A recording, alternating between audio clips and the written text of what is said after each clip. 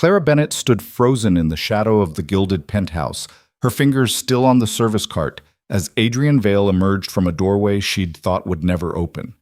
The most dangerous man in the city didn't look angry. He looked curious. And when he spoke, his voice was quieter than she'd expected from someone who could destroy lives with a single phone call. "You've been running from someone," he said, not as a question. "And whoever it is just followed you into my building." Clara's blood turned to ice. She'd thought staying invisible would keep her safe. She'd been wrong about everything. Before we begin this story of danger, protection, and unexpected salvation, I invite you to join me on this journey. If you enjoy what unfolds, please hit that like button and comment with your city so I can see how far Clara and Adrien's story reaches across the world. Pasik. The Grandview Hotel wore its luxury-like armor, marble columns rising 3 stories in the lobby, crystal chandeliers catching afternoon light and scattering it across walls papered in silk damask. Guests moved through the space with the unhurried confidence of people who understood that money could insulate them from nearly everything unpleasant in the world. They didn't see the housekeeping staff. That was the point. Clara Bennett had perfected the art of being invisible. She moved through the 15th floor hallway with her service cart, eyes down, shoulders curved inward in a posture she'd cultivated over 8 months of employment. The cart's wheels whispered against carpet so thick it probably cost more per square foot than her monthly rent. She wore the standard uniform, black dress, white apron, her dark hair pulled back in a bun so tight it gave her headaches by mid-shift. She was 26 years old and looked older, the kind of tired that settled into bones and didn't leave. "Room 1512, she murmured to herself, checking the tablet mounted to her cart. The Donovan suite. Guests checked out this morning, standard turn-down service required. She knocked twice, announced herself in a voice barely above a whisper, and used her master key when no one answered. The suite smelled like expensive cologne and room service breakfast. Someone had left a $100 tip on the entry table. Clara pocketed it with hands that trembled slightly, hating how much that single bill meant to her. 2 hours of work. She stripped beds, scrubbed bathrooms, vacuumed, replaced toiletries, arranged fresh flowers. The Grandview standards were exacting. A pillow askew could mean a written warning. Clara had learned to move through rooms like a ghost, leaving them perfect and untouched, as though no human hand had been involved in the transformation. She was restocking the minibar when her phone buzzed in her apron pocket. The number wasn't saved, but she recognized it anyway. Her hands went cold. She let it go to voicemail. 30 seconds later, the notification appeared. She didn't want to listen. She pressed play anyway. "Clara." The voice was smooth, almost friendly. Marcus Varella always sounded like he was smiling. "You're 3 days late. That's not like you. I'm starting to think you don't respect our arrangement." A pause. "I saw your brother yesterday. Cute kid. Looked a little pale, though. Bet that medical condition of his is expensive." Another pause, longer this time. "Call me back, today." Clara deleted the message with shaking fingers and shoved the phone back in her pocket. She stood in the middle of the luxury suite, surrounded by $1,000 furnishings, and felt the walls closing in. $42,000. That's what she owed Marcus Varella. She'd borrowed $8,000 6 months ago, desperate and out of options, after Noah's doctors delivered their verdict. Viral cardiomyopathy, severe and progressing fast. He needed surgery, the kind with a price tag that made Clara's vision blur. Their parents were gone, a car accident 4 years back, and Noah had no one but her. The hospital wouldn't operate without a deposit. Insurance covered some of it, but not enough. Not nearly enough. So Clara had done what desperate people do. She'd found a man who would loan her money when no one else would. Marcus Varella had seemed almost kind at first, sympathetic, understanding. The interest rate was high, he'd explained, because the risk was high. She'd pay it back in 6 months. No problem, except the interest compounded weekly. And there were fees. Processing fees, documentation fees, late fees that kicked in if she was even an hour behind schedule. The $8,000 became 12, then 20, then 30. By month 4, Clara understood she'd made a deal with someone who intended to own her forever. She finished the Donovan suite in a fog, pushing her cart into the hallway and checking her tablet for the next assignment. Her shift ended in 2 hours. She had 4 more rooms to clean. Room 1520, the presidential suite, due for turn-down service. Clara frowned at the tablet. The presidential suite was usually reserved for VIPs, the kind of guests who got personal attention from management. She'd never been assigned to it before, but the order was clear: standard turn-down, guest out for the evening. She pushed her cart down the hallway, her mind still on Marcus's message. 3 days late. She'd scraped together $800 last week, half her paycheck, all of her tips, and the last of her savings. And it still hadn't been enough. Marcus wanted $1,200, weekly. The presidential suite occupied the corner of the 15th floor, double doors inlaid with actual gold. Clara knocked and announced herself, then used her master key. The lock clicked open. The suite was enormous. Floor-to-ceiling windows overlooked the city, the skyline just beginning to glow as dusk settled in. The furniture was modern and minimalist, all clean lines and expensive materials. Everything gleamed, and everything was still, too still. Clara hesitated in the doorway, that invisible instinct that kept housekeepers employed whispering a warning in the back of her mind. Something felt wrong. The suite wasn't empty in the normal way. It felt deliberately arranged like a stage set waiting for actors. She should have left. Instead, she stepped inside. She'd made it halfway to the bedroom when she heard the voice behind her. "You're early." Clara spun around, her heart slamming against her ribs. A man stood in the doorway she'd just entered through. Tall, maybe 6'2", wearing a charcoal suit that fit him like it had been designed specifically for his frame. Dark hair, sharp cheekbones, and eyes the color of steel in winter. He was maybe 35, maybe older. The kind of face that didn't give much away. Adrien Vale. Clara knew who he was. Everyone who worked at the Grandview knew who Adrien Vale was. He owned the hotel. He owned half the city, if the rumors were true. He moved through the building like a king through his castle, surrounded by assistants and security, untouchable and utterly remote. He never spoke to housekeeping staff. Clara felt the blood drain from her face. I'm sorry, Mr. Vale. I was told the suite was empty. I'll come back. Stay. One word. Quiet. Absolute. Clara froze. Adrien closed the door behind him with a soft click, then walked past her toward the windows. He didn't look at her. "You've been working here 8 months," he said. It wasn't a question. "Clara Bennett. Hired last June. No write-ups. Punctual. Quiet." Clara's throat went dry. "Yes, sir." "You live in Riverside, apartment 4C. You have a younger brother, 15 years old, medical condition." The room tilted. "How?" "I know everyone who works for me," Adrien said simply. He turned to face her, his expression unreadable. "I know their names, their histories, their problems." He paused. "And I know when someone is in danger." Clara took a step back. "I don't—" "You borrowed money from Marcus Varella." The floor dropped out from under her. Adrien tilted his head slightly, studying her. 6 months ago. $8,000. The debt has grown substantially since then. He moved closer, his footsteps silent on the thick carpet. Marcus is a predator. He targets people who have no other options, and he doesn't lend money to make a profit. He lends money to own people. Clara's hands were shaking. She clasped them together, trying to steady herself. "I'm going to pay him back." "No," Adrien said. "You're not." "I will. I just need—" "Clara." He stopped a few feet away, his gaze steady. "Marcus doesn't want your money. He wants your compliance. In 3 months, maybe 4, he'll offer you a way out. A job. Something that pays enough to clear the debt." Clara shook her head. "I won't—" "You'll be desperate enough by then that you'll consider it," Adrien continued, his voice still calm. "And once you're working for him, you won't be able to stop. That's how he operates. That's how he's operated for 15 years. "Why are you telling me this?" The words came out raw. Adrien was quiet for a long moment. Then he walked to a section of the wall near the windows and pressed his palm against what looked like a decorative panel. A hidden door clicked open. "Come here." Clara didn't move.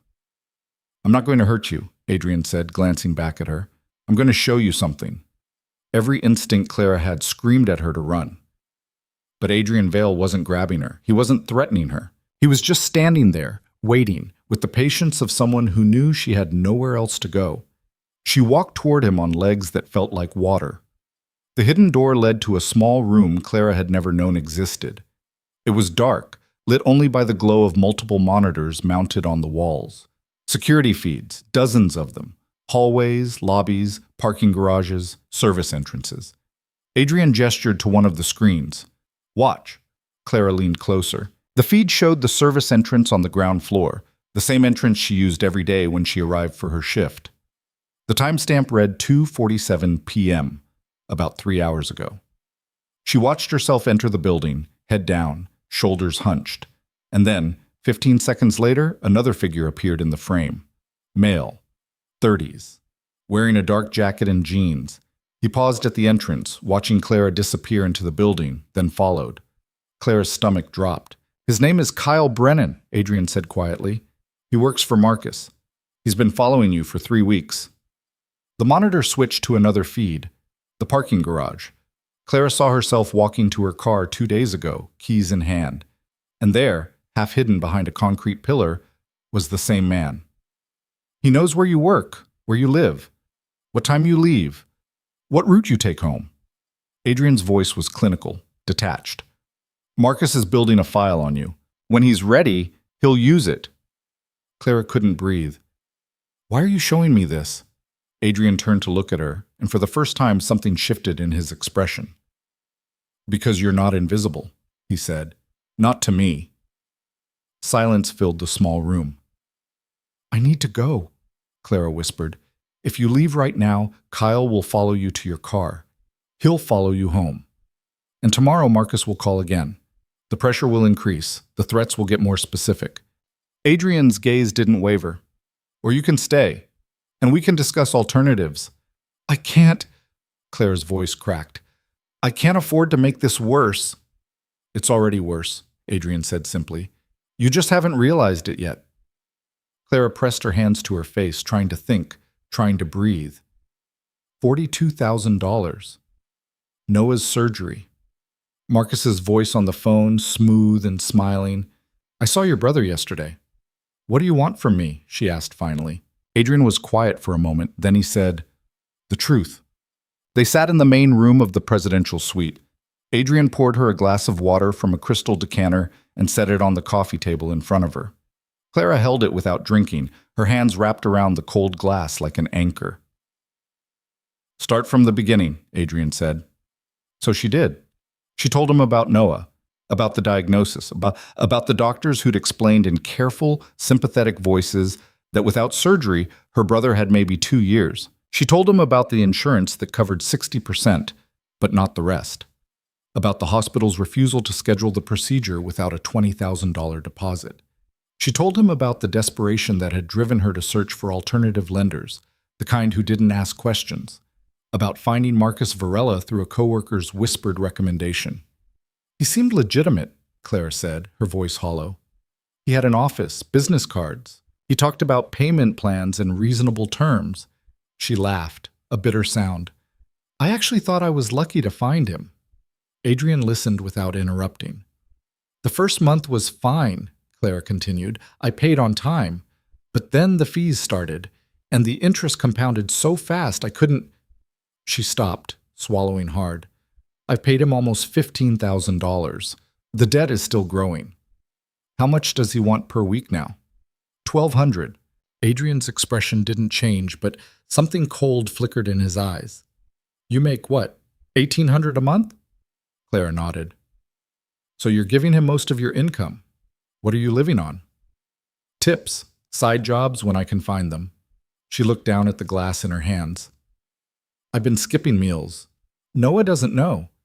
I tell him I'm eating at work." "How late are you on this week's payment?" 3 days. And Marcus called. "He always calls," Clara whispered. "But this time he mentioned Noah. He said—" Her voice broke. "He said he saw him, that he looked pale." Adrien stood and walked to the windows. The city sprawled below them, lights beginning to glitter as evening deepened. He stood there for a long time, hands in his pockets, silent. "Marcus doesn't make empty threats," he said finally. "If he mentioned your brother, it's because he's escalating. He wants you scared enough to agree to whatever he asks next." "I won't do anything illegal," Clara said quickly. Adrien glanced back at her. You think you have a choice? The words hit like a slap. He'll make it seem reasonable, Adrien continued. A simple job, a delivery, holding something for a few days. And you'll tell yourself it's just once, just to get through. But it won't be once. Clara felt tears burning behind her eyes. She blinked them back furiously. What am I supposed to do? Adrien turned to face her fully. You let me handle Marcus. I can't. You can't handle him yourself, Adrien interrupted, his voice firm but not unkind. Clara, listen to me. Marcus Varella is a criminal. He's part of a network that operates across this city. He has enforcers, lawyers, and enough legitimate business fronts to make him untouchable through normal channels. He paused. But I am not normal channels. Clara stared at him. Why would you help me? Because I can, Adrien said simply, and because people like Marcus thrive when people like you have no one to turn to. I don't even know you. No, Adrien agreed. But I know you. You show up on time. You work hard. You don't complain. You're drowning, and you're still fighting to keep your head above water. He crossed his arms. I respect that. Clara shook her head slowly. I can't accept. I'm not offering charity, Adrien cut in. I'm offering a solution. Marcus is a problem that needs to be dealt with. You're going to help me do that. How? By telling me everything. Every conversation, every payment, every threat. I need documentation, evidence. Adrien's eyes were steady. And in return, I'll make sure Marcus never comes near you or your brother again. It sounded too simple, too easy. What's the catch? Clara asked. No catch, just trust. Clara wanted to laugh. Trust. She'd trusted Marcus Varella, and look where that had gotten her. But Adrien Vale wasn't Marcus. He wasn't smiling. He wasn't making promises wrapped in friendly assurances. He was offering something that felt almost alien in its directness. I need to think about it, Clara said. You have until tomorrow morning, Adrien replied.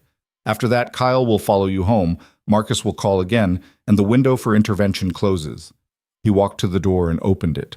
Go home, Clara. Check on your brother, and decide whether you want to keep fighting this alone. Clara stood on shaking legs. She walked past him into the hallway, then stopped and looked back. Why do you care? She asked. Adrien was silent for a moment. Then he said, because someone should. Clara drove home in a daze. She kept checking her rearview mirror, half expecting to see Kyle Brennan's car behind her. But the streets were normal, evening traffic, other people living normal lives. Her apartment was on the 4th floor of a building that had seen better days. Peeling paint, flickering hallway lights. The elevator worked half the time. Tonight, it didn't. Clara climbed the stairs, her legs heavy, her mind churning. She unlocked the door to 4C and stepped inside. Noah was on the couch, doing homework. He looked up when she entered, his face brightening.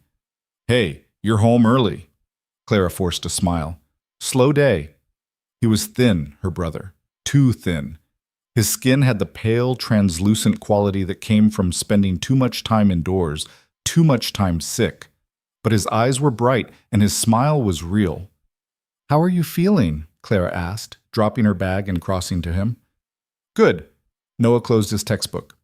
Tired, but good. I finished the algebra assignment. It was actually kind of easy.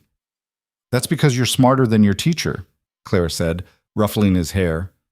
Noah laughed and swatted her hand away. Did you eat? The question made her throat tight. Yeah, at work. You? Mac and cheese. There's some left if you want it.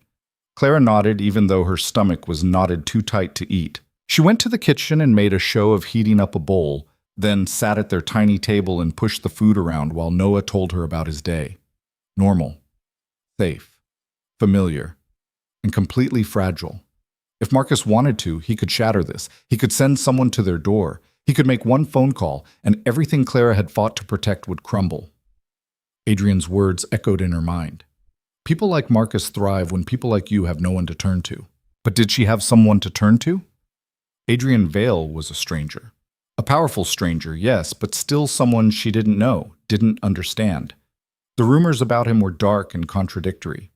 Some people said he was legitimate, a businessman who'd built an empire through smart investments. Others said he was connected to things that happened in shadows, that his wealth came from sources no one talked about. Clara had never cared about the rumors before. Now they mattered. After Noah went to bed, Clara sat in the dark living room and stared at her phone. She opened her banking app and looked at the balance. $432. That was it. That was all that stood between her and complete collapse. She thought about the hospital bills still piling up, about Noah's medication, about rent due in 12 days. She thought about Marcus Varella's voice. "I saw your brother yesterday." And she thought about Adrien Vale standing in that surveillance room, showing her the truth she'd been trying to ignore. "You're not invisible. Not to me." Clara closed the banking app and opened her messages. She typed out a text to the number she'd saved under Work Management. "I need to talk to you. Tomorrow morning." The response came less than a minute later. 7 a.m., Presidential Suite. Clara set the phone down and pressed her hands to her face. She'd made her decision. Now she just had to live with it. She barely slept. When her alarm went off at 5:30, Clara was already awake, staring at the ceiling. She showered and dressed in silence, moving through the apartment like a ghost so she wouldn't wake Noah. She left a note on the counter. "Early shift. Love you," and slipped out the door. The Grandview was quiet at this hour. The overnight cleaning crew was finishing up and the morning shift hadn't arrived yet. Clara used her employee entrance and took the service elevator to the 15th floor. The presidential suite doors were closed. Clara knocked softly. "Come in." She used her master key and stepped inside. Adrien was standing by the windows, dressed in another perfectly tailored suit, this one charcoal gray. He had a cup of coffee in one hand and was looking out at the city as it woke up, the early morning sun just beginning to touch the skyline. "You came," he said without turning around. "I didn't have much choice," Clara replied. Adrien glanced at her. "There's always a choice." "Not when the only options are bad ones." He nodded slowly, as though she'd confirmed something he already knew. "Sit down." Clara sat on the same couch she'd occupied yesterday. Adrien set his coffee aside and took the chair across from her. "Have you eaten?" he asked. "I'm not hungry." Adrien studied her for a moment, then picked up a phone from the side table and dialed. "Send breakfast to the presidential suite, 2 servings. He hung up before Clara could protest. "You need to eat," he said simply. "We have a lot to discuss." 10 minutes later, a room service attendant arrived with a cart laden with food. Scrambled eggs, toast, fresh fruit, orange juice, coffee. The kind of breakfast that probably cost more than Clara spent on groceries in a week. Adrien gestured for her to eat. Clara picked up a piece of toast, her hands unsteady, and took a small bite. It tasted like cardboard. "Tell me about the payments," Adrien said. "How do you deliver them?" Clara set the toast down. "Cash. There's a drop location that changes every week. Marcus texts me the address the day before." "Always the same time?" "Usually Thursday evenings, between 6 and 8. "Who collects?" "Different people. I've never seen the same person twice." Adrien nodded, as though this confirmed something. "And Marcus himself? Have you met him in person?" "Once, when I first took the loan. He has an office in a building downtown, 9th Street. "The Hartley building?" Clara nodded. Adrien's expression darkened slightly. "That's a front. The office is legitimate on paper, registered as a financial consulting firm, but it's a shell." He leaned forward. "Clara, I need you to understand something. Marcus isn't just a loan shark. He's part of a larger operation, and the people at the top of that operation have resources and protection you can't imagine." "Then what's the point?" Clara asked, her voice breaking. "If they're that powerful, how can you—" "Because power has weaknesses," Adrien interrupted, "and the people who think they're untouchable always make mistakes." He paused. "I've been watching Marcus for 2 years. I know how he operates, but I've never had someone on the inside before." Clara's blood went cold. "You want me to spy on him?" "I want you to document everything," Adrien corrected. "Keep records, save messages, note times and locations. If Marcus or his people make threats, I need proof. He'll kill me if he finds out." "He won't find out," Adrien said, his voice steady, "because I'll be protecting you." Clara shook her head. "You can't protect me every second of every day." "No," Adrien agreed, "but I can make sure you're never alone. I can adjust your work schedule, so you're never leaving the building at vulnerable times. I can have people watching your apartment. I can make it very clear to Marcus that you're under observation. That'll make him suspicious. Good. Suspicious criminals make mistakes. Clara stared at him, trying to process what he was asking. This is insane. It's necessary, Adrien replied. Clara, Marcus preys on people because he knows they won't fight back. He knows they're too scared, too isolated, too desperate. But you're not alone anymore. He held her gaze. I need you to trust me. There was that word again, trust. Clara looked down at her hands. They were shaking. She clasped them together, trying to steady herself, trying to think through the fear that threatened to swallow her whole. What about Noah? She asked quietly. What about him? If this goes wrong, if Marcus figures out what I'm doing, he'll go after Noah. Adrien was quiet for a long moment. Then he said, I'll make sure that doesn't happen. How? By moving him. Clara's head snapped up. What? Temporarily, Adrien clarified. Somewhere safe. Somewhere Marcus can't reach him. He has school, friends. His whole life can continue, Adrien interrupted. Just in a different location, for a few weeks, until this is finished. Clara felt the tears she'd been holding back finally spill over. I can't take him away from everything he knows. Adrien leaned forward, his voice gentle but firm. Clara, listen to me. If Marcus gets desperate, he won't hesitate to use Noah as leverage. You know that. You've already heard the threats. He paused. I'm offering you a way to keep him safe.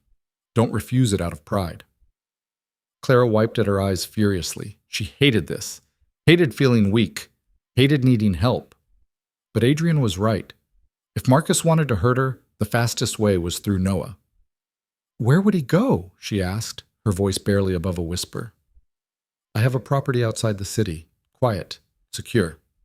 There's a private school nearby that can accommodate him temporarily. He'd have tutors, supervision, everything he needs. I can't afford. I'm not asking you to pay for it, Adrien said quietly. Clara shook her head. I can't accept that. I can't. Clara. Adrien's voice cut through her protest. This isn't charity. This is strategy. I need you focused. I need you able to function without constantly looking over your shoulder, terrified that Marcus is going to grab your brother off the street. He paused. Let me remove that fear. Let me give you the space to do what needs to be done. Clara pressed her hands to her face, trying to breathe, trying to think. I need to talk to Noah, she said finally. Of course. And I need time to figure out how to explain this. You have until tomorrow, Adrien said. Thursday is your next payment. That gives us 2 days. Clara nodded slowly. Her whole body felt numb. Adrien stood and crossed to a desk near the windows. He opened a drawer and pulled out a phone, sleek, black, expensive looking. He handed it to her. What's this? A secure line. My number is already programmed in. If you need to reach me, use this. Don't use your personal phone for anything related to Marcus or this arrangement. Clara took the phone with numb fingers. One more thing, Adrien said. He reached into his jacket and pulled out an envelope. This is for Noah's medication and food and whatever else you need to get through the next few weeks. Clara opened the envelope. Inside was a stack of bills. She didn't count them, but it looked like thousands of dollars. I can't. You can, Adrien said firmly. And you will, because you're going to need your strength for what's coming. Clara looked up at him, this stranger who had upended her entire world in less than 24 hours. Why are you doing this? Adrien was quiet for a moment. Then he said, because the people who should have helped you didn't, and that's not acceptable to me. So, Clara left the Grandview in a fog. She drove home on autopilot, her mind spinning, the secure phone heavy in her pocket. When she walked into the apartment, Noah was eating cereal at the kitchen counter, still in his pajamas. You're back early again, he said, looking up with a smile. Clara set her bag down and crossed to him. She wrapped her arms around him and held on tight. Whoa, Noah said, laughing. What's this for? Just missed you, Clara whispered. Noah hugged her back, his thin arms surprisingly strong. I missed you too. Clara pulled away and looked at him, really looked at him. 15 years old, her whole world, the only family she had left. Noah, she said carefully, We need to talk. His smile faded. Is everything okay? It will be, Clara said, praying she wasn't lying. But some things are going to change for a little while. Noah set his spoon down. What kind of things? Clara took a deep breath and began to explain. Noah listened without interrupting. Clara had expected questions, protests, maybe even tears. Instead, her brother sat perfectly still at the kitchen counter, his cereal forgotten, his eyes fixed on her face as she explained everything she could without revealing the parts that would terrify him. She told him about the debt, about Marcus Varella, about how she'd borrowed money for his surgery, and how the situation had spiraled beyond her control. She didn't tell him about the threats. She didn't tell him about Kyle Brennan following her through parking garages. She definitely didn't tell him that Marcus had mentioned seeing him, pale and vulnerable. What she did tell him was that someone was helping them now, someone who could make the problem go away. But it meant Noah needed to stay somewhere safe for a few weeks while Clara sorted everything out. When she finished, Noah was quiet for a long time. Then he said, "You borrowed money for me." Clara's throat tightened. "Of course I did. And now you're in trouble because of it." "Noah, I should have died," he said quietly. The words hit Clara like a physical blow. She grabbed his shoulders, forcing him to look at her. "Don't you ever say that. Don't you ever think that." Tears welled in Noah's eyes. "You're my sister. You're not supposed to sacrifice everything for me." "You're my brother," Clara said fiercely, "and I would do it again 1,000 times. Do you understand me?" Noah nodded, but the tears spilled over anyway. Clara pulled him into her arms and held him while he cried, her own tears falling silent into his hair. "I'm scared," Noah whispered. "Me too," Clara admitted, "but we're going to get through this." "What if something happens to you?" Clara pulled back and cupped his face in her hands. "Nothing is going to happen to me. The man who's helping us, Mr. Vale, he's powerful. He has resources. He's going to make sure we're safe." "Do you trust him?" The question made Clara pause. Did she trust Adrien Vale? She barely knew him. But he'd shown her things no one else had bothered to show her. He'd seen her when everyone else looked through her, and he'd offered help when she had nowhere left to turn. "I think I do," Clara said finally. Noah wiped his eyes. "Okay, then I'll go. Just for a few weeks," Clara promised, "and I'll call you every day. And as soon as this is over, we'll be back together. I swear." Noah nodded, trying to be brave. Clara's heart broke watching him. That afternoon, a black car arrived at their building. The driver was professional and courteous, a man in his 40s who introduced himself simply as David. He helped Noah carry his hastily packed bags downstairs while Clara followed, her stomach in knots. Before Noah got in the car, he turned and hugged Clara one more time. "I love you," he said. "I love you too," Clara whispered. "So much."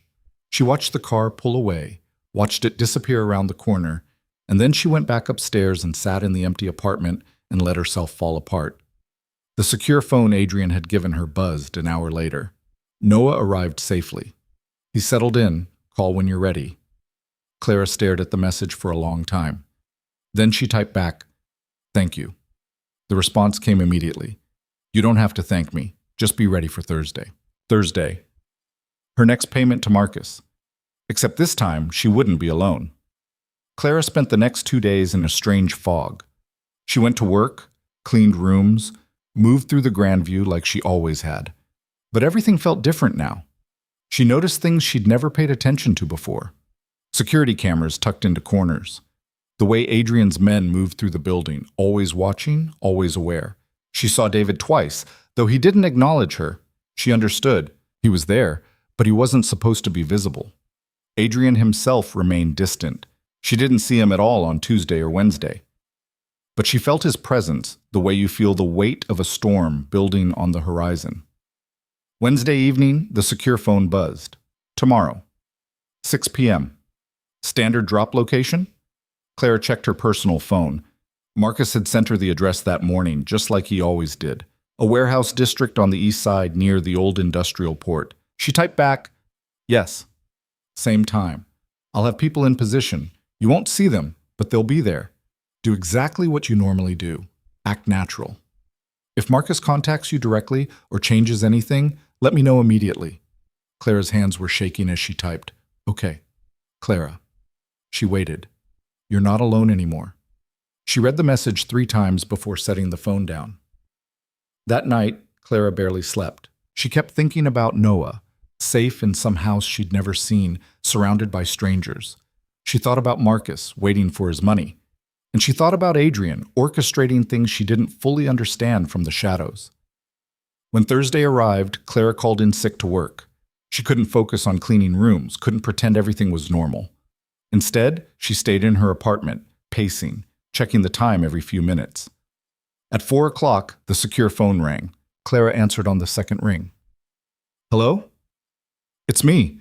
Adrien's voice was calm, steady. "How are you holding up?" "Terrible," Clara admitted. "That's honest. Good." She heard background noise, like he was in a car. "Walk me through what usually happens, step by step." Clara sat down on the couch. "I get the address by text around 9 a.m. I go to the location between 6 and 8 p.m. There's usually a door marked with an X in chalk. I knock 3 times. Someone opens it, I hand over the money, they take it and close the door. That's it." "Do they ever speak to you?" "No, never." "And you've never seen the same person twice?" "I don't think so. They usually wear masks or keep their faces covered." Adrien was quiet for a moment. "What about cameras? Security?" "I've never noticed any. The locations are always abandoned buildings or warehouses. Nothing that looks operational." "Which is intentional," Adrien said. "They choose places with no witnesses, no surveillance. It protects them and makes you vulnerable." A pause. "That changes tonight." "What do you mean?" "I'm going to be there. Not visible, but close. I'll have 2 teams positioned around the building, one for surveillance, one for extraction if things go wrong." Clara's stomach dropped. "Extraction?" "A precaution. I don't expect trouble, but I'm prepared for it." His voice softened slightly. "Clara, I need you to trust that I know what I'm doing." "I'm scared," she whispered. "I know, but fear is useful. It'll keep you alert." Adrien paused. "Just do what you normally do, and remember, you're not alone." There it was again, those words that shouldn't have meant as much as they did. "Okay," Clara said. "I'll see you tonight." The line went dead. Clara spent the next 2 hours trying to calm down. She counted out the $1,200 from the envelope Adrien had given her, money she was technically borrowing from him now, though he'd waved off any talk of repayment. The bills felt heavy in her hands, weighted with significance she didn't want to examine too closely. At 5:30, she got in her car and started driving. The warehouse district was exactly as grim as she remembered. Crumbling buildings, broken windows, streets potholed and cracked. The city had abandoned this area years ago, leaving it to rot. Perfect for people who needed to operate in shadows. Clara found the address Marcus had sent. An old textile warehouse, 3 stories of weathered brick and rusted fire escapes. She parked half a block away, just like she always did, and sat in her car with the engine off. 6 o'clock came. Clara got out, locked the door, and walked toward the warehouse. Her heart was pounding so hard she could hear it in her ears. She kept her head down, her shoulders hunched. Invisible. Harmless. The side door was marked with a white X in chalk. Clara knocked 3 times. The door opened almost immediately. A man stood in the shadows, wearing a black ski mask. He held out his hand without speaking. Clara handed over the envelope. The man took it, checked inside, then nodded and started to close the door. "Wait!" The voice came from behind the masked man. Clara's blood turned to ice. A second figure stepped into the doorway. No mask. Just a face she'd seen once before, 6 months ago, in that legitimate-looking office downtown. Marcus Varella. He was younger than she'd expected, maybe 40, with dark hair graying at the temples and eyes that looked almost kind. He smiled at Clara, that same friendly smile she remembered from their first meeting. "Clara," he said warmly. "It's been a while." Clara couldn't speak. Marcus glanced at the envelope in his associate's hands, then back at her. "You've been doing so well. Reliable. Consistent. I appreciate that." "Thank you," Clara managed, her voice barely audible. "But I wanted to talk to you in person tonight," Marcus continued, "because I think we need to revisit our arrangement." Clara's heart stopped. I've been paying, well, You have, Marcus agreed, and I'm grateful, but the thing is, Clara, the debt has grown considerably, and I'm starting to wonder if this weekly payment system is really working for either of us. I'm doing everything I can, Clara said. I know you are. Marcus's smile didn't waver. Which is why I want to help you. The words made Clara's skin crawl. I have an opportunity, Marcus said. A job that would pay very well, enough to clear your debt completely. Interested? This was it, the moment Adrien had warned her about. Clara forced herself to meet Marcus's eyes. What kind of job? Simple courier work, very discreet. You'd be perfect for it, actually. Someone who blends in, someone people don't notice. He tilted his head. What do you say? Clara's mind raced. She thought about Adrien's instructions. Act natural, document everything. Can I think about it? She asked. Marcus's smile thinned slightly. Of course, but don't take too long. This opportunity won't be available forever. He paused. And Clara, I hope you understand that I'm trying to help you here, because the alternative is much less pleasant. There it was. The threat beneath the friendly words. I understand, Clara whispered. Good. Marcus stepped back into the shadows. I'll be in touch. The door closed. Clara stood on the cracked pavement, her whole body shaking. She forced herself to walk back to her car at a normal pace, forced herself not to run. She got in, locked the doors, and sat there trying to breathe. The secure phone buzzed. Drive home. Normal route. We'll talk when you're safe. Clara started the car with trembling hands and pulled out onto the street. She kept checking her rear-view mirror, expecting to see someone following her, but the streets behind her stayed empty. She made it back to her apartment building and parked in her usual spot. She was halfway to the entrance when a black sedan pulled up beside her. The passenger window rolled down. Adrien looked at her from the driver's seat. Get in! Clara didn't hesitate. She climbed into the passenger seat and Adrien pulled away from the curb before she'd even closed the door. They drove in silence for several blocks. Adrien's jaw was tight, his hand steady on the wheel. He turned into an underground parking garage Clara didn't recognize and parked in a corner far from any cameras. Then he turned to face her. Are you all right? Clara nodded, not trusting her voice. Marcus was there, Adrien said. It wasn't a question. Yes, he offered me a job. Clara's voice cracked. He said it would clear the debt. Courier work. Clara's eyes widened. How did you... Because that's his pattern, Adrien said quietly. He waits until the debt is insurmountable, then offers an easy solution. Once you take the first job, you can't stop. You become part of the network.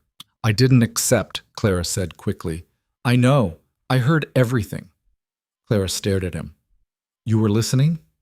Adrien reached into his jacket and pulled out a small device, no bigger than a button.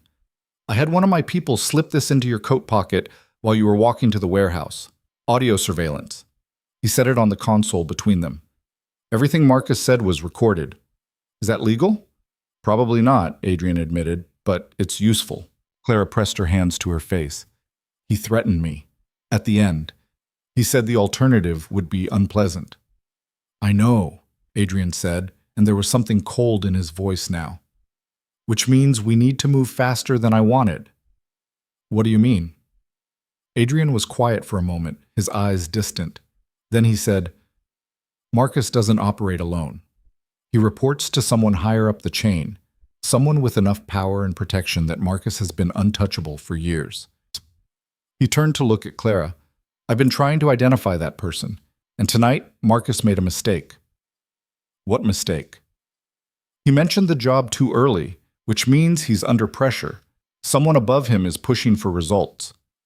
Adrien's expression hardened. People under pressure make errors, and errors create opportunities. Clara didn't understand half of what he was saying, but she could feel the shift in the air. Something had changed tonight. Something significant. What happens now? She asked. Now you go home. You act normal. If Marcus contacts you again, you tell him you're considering the job, but you need more details. Stall. Buy us time. Time for what? Adrien looked at her, and for the first time, Clara saw something dangerous in his eyes. To finish this. He drove her back to her apartment building and waited until she was inside before pulling away. Clara climbed the stairs to the 4th floor in a daze, her mind spinning. When she unlocked the door to 4C, the emptiness hit her all over again. Noah's backpack wasn't by the door. His shoes weren't scattered in the hallway. The apartment was silent.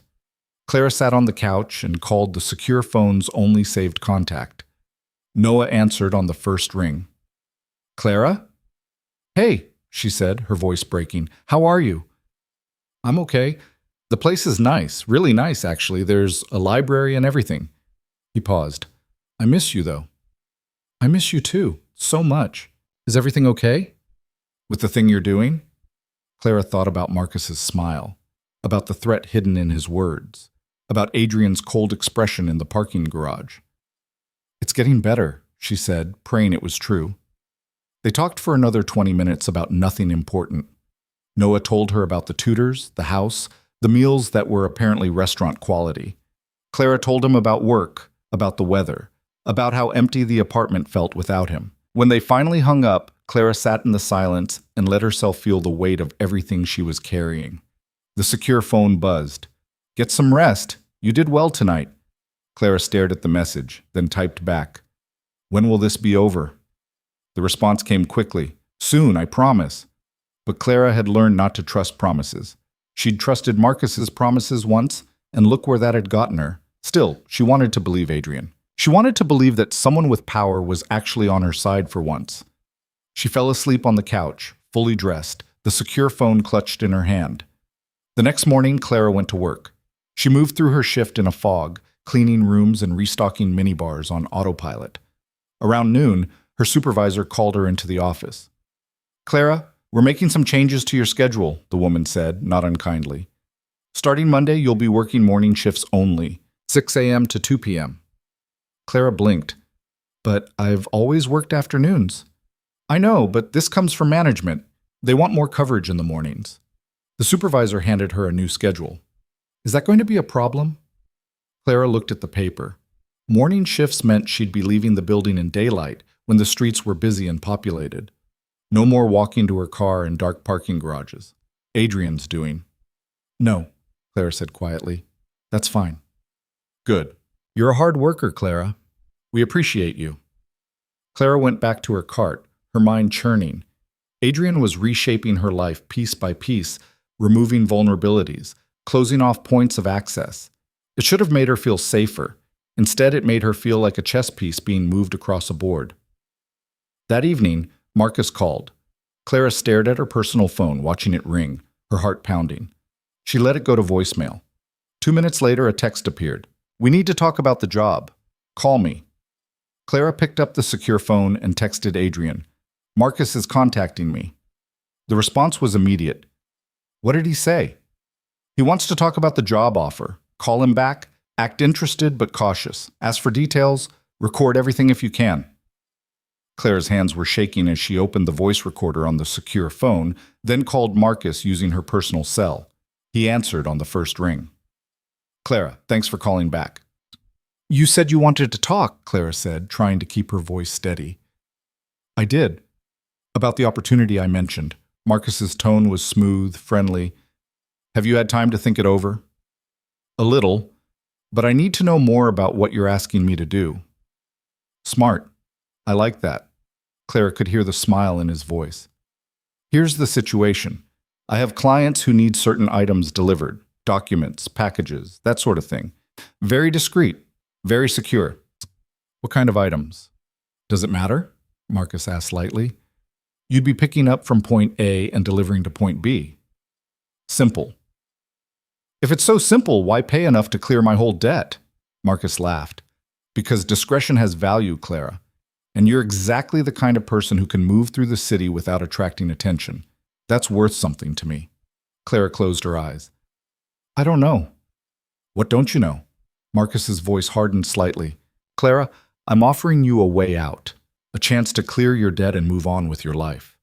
Do you understand how rare that is?" "I understand. You're scared," Marcus finished. "I get it. But let me be very clear about something. You owe me $42,000. That number is going to keep growing, and eventually you won't have a choice anymore. I'm giving you the choice now while you still have it."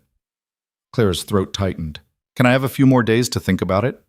Marcus was silent for a long moment. Then he said, "You have until Sunday. After that, the offer expires." "And Clara?" His voice dropped. "I hope you make the right decision. For your sake. And for your brother's." The line went dead. Clara sat there, the phone trembling in her hand, her brother's name echoing in her head like a curse. She immediately called Adrien. He answered before the first ring finished. "What happened?" Clara told him everything, her words tumbling out in a rush. When she finished, Adrien was quiet.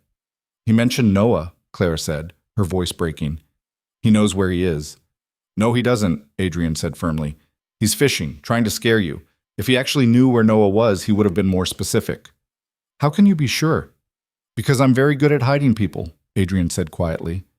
"Clara, listen to me. Marcus is escalating because he's under pressure. That's good for us.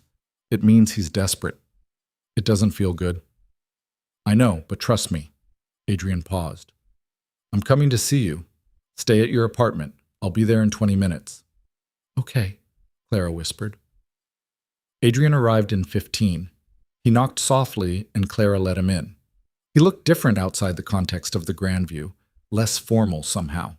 He'd loosened his tie and rolled up his sleeves, and there was a tension in his shoulders that suggested he'd been working non-stop. He walked to the window and looked out at the street below, his expression unreadable. "I've been making calls," he said finally, "reaching out to contacts, asking questions." He turned to face her. "Marcus reports to someone named Owen Pike." Clara frowned. "That name sounds familiar." "It should. He's a city councilman, well-respected, sits on the Financial Oversight Committee." Adrien's voice was cold. "And he's been running a loan sharking operation through people like Marcus for almost a decade." Clara felt the floor tilt beneath her. "A councilman?" "Which is why Marcus has been untouchable," Adrien continued. "Pike provides protection, legal cover, access to legitimate business fronts. In return, Marcus and others like him feed him a cut of everything they take in." "How do you know this?" "Because I've been watching Pike for 2 years," Adrien said, "ever since one of my employees came to me with a similar story to yours. She owed Pike's network money. They tried to recruit her for courier work. When she refused, they threatened her family." His jaw tightened. "By the time I found out, it was too late. She'd already disappeared." Clara stared at him. "What happened to her?" "I don't know," Adrien admitted, and there was genuine pain in his voice. "I've looked, but people who cross Pike tend to vanish." The words hung in the air like a death sentence. "I can't do this," Clara whispered. "I can't." "Yes, you can," Adrien interrupted, "because this time you're not alone. This time, we're going to end it." "How?" Adrien crossed the small living room and sat down across from her. "Pike's operation depends on fear and silence. He preys on people who have no power, no resources, no one to turn to. But you have me, and I have resources he doesn't expect." "Like what?" "Connections in law enforcement who aren't on Pike's payroll, journalists who've been trying to expose him for years, evidence that's been sitting in storage waiting for the right witness to bring it to life." Adrien leaned forward. "Clara, you're that witness. Everything Marcus has said to you, every threat, every payment, it's all documentation. And with Pike's name attached, it becomes something bigger." "They'll kill me," Clara said flatly. "Not if we move first," Adrien replied. "We take everything we have to the right people. We build a case so solid that Pike can't make it disappear. And we do it fast, before Marcus realizes what's happening." Clara shook her head. "Even if we do that, it'll take months. Years, maybe. I don't have that kind of time." "You won't need it," Adrien said quietly, "because I'm going to give you something Pike can't touch." "What?" "Safety, security, a new life if it comes to that." His eyes met hers. "I meant what I said, Clara. I'm going to protect you, whatever it takes." The certainty in his voice should have been comforting. Instead, it terrified Clara because it meant he understood exactly how dangerous this was. "Why?" she asked. "Why risk all this for someone you barely know?" Adrien was quiet for a long time. Then he said, "Because I failed someone once, and I won't fail again." The raw honesty in his voice made Clara's chest tighten. "I don't know if I'm strong enough for this," she admitted. "You are," Adrien said. You've been carrying impossible weight for months. You've protected your brother, kept yourself alive, never given up. He paused. That's not weakness, Clara. That's strength you haven't even begun to recognize. Clara felt tears burning behind her eyes. She blinked them back, trying to hold on to the control she'd maintained for so long. What do I do about Sunday? She asked. Marcus wants an answer. Tell him yes, Adrien said. Clara's head snapped up. What? Tell him you'll take the job. But you need time to arrange things. Family obligations, work schedule. Give him a week. Why would I? Because it buys us time, Adrien interrupted. And it makes Marcus think he's won. People who think they're winning get careless. Clara stared at him. You're using me as bait. I'm using you as the key to destroy a network that's hurt hundreds of people, Adrien corrected. But yes, there's risk involved. I won't lie to you about that. And Noah? Stays exactly where he is until this is finished. Safe. Protected. Adrien's voice softened. I promise you, Clara, no one will touch him. Clara wanted to believe him, wanted to trust that someone this powerful, this determined, could actually keep his promises. Okay, she said finally. I'll tell Marcus yes. Adrien nodded slowly. Then we move forward. He stayed for another hour, going over details, answering questions, preparing Clara for what was coming. When he finally left, Clara sat in the empty apartment and stared at her phone. Sunday was 2 days away. 2 days to decide if she was brave enough to become the weapon Adrien needed to destroy Owen Pike's empire. 2 days to wonder if she'd survive what came next. Clara picked up the secure phone and sent one more message before she lost her nerve. I'm in, whatever it takes. Adrien's response came immediately. Thank you. Now rest. The real work starts Monday. Clara set the phone down and closed her eyes. She'd crossed a line tonight. There was no going back now. Sunday arrived with the weight of inevitability. Clara woke early, her body refusing to let her sleep past dawn despite the exhaustion that had settled into her bones. She made coffee she didn't drink and stared at her phone, watching the minutes tick past. At 10 a.m., she called Marcus. He answered immediately, like he'd been waiting. Clara, good morning. I'll do it, Clara said before she could change her mind. The job. I'll take it. There was a pause, and Clara could almost hear Marcus smiling. I knew you'd make the right choice. Smart girl. The condescension in his voice made her skin crawl, but she forced herself to sound grateful. Thank you for the opportunity. Of course. Now let's talk logistics. I'll need you available starting this week, Tuesday, specifically. Clara's heart hammered. I can't do Tuesday. I have family obligations. My brother, he has a medical appointment I need to be there for. It was a lie, but Marcus didn't know that. Family first, I understand, Marcus said smoothly. What about Thursday? I need a week, Clara said, following Adrien's script. My work schedule just changed, and I need to arrange coverage. Plus, I want to make sure my brother is stable before I start something new. Marcus was quiet for a moment. When he spoke again, his voice had an edge. Clara, I'm being very generous here. Don't push it. I'm not, Clara said quickly. I just need a few days to get my life in order. Then I'm all yours. Another pause. Clara held her breath. Fine, Marcus said finally. 1 week. But that's it. Next Sunday you start. I'll send you details on Saturday. Thank you, Clara whispered. Don't make me regret this, Clara. The line went dead.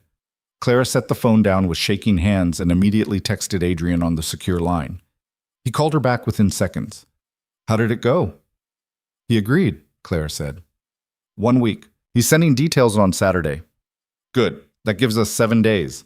Adrien's voice was all business now.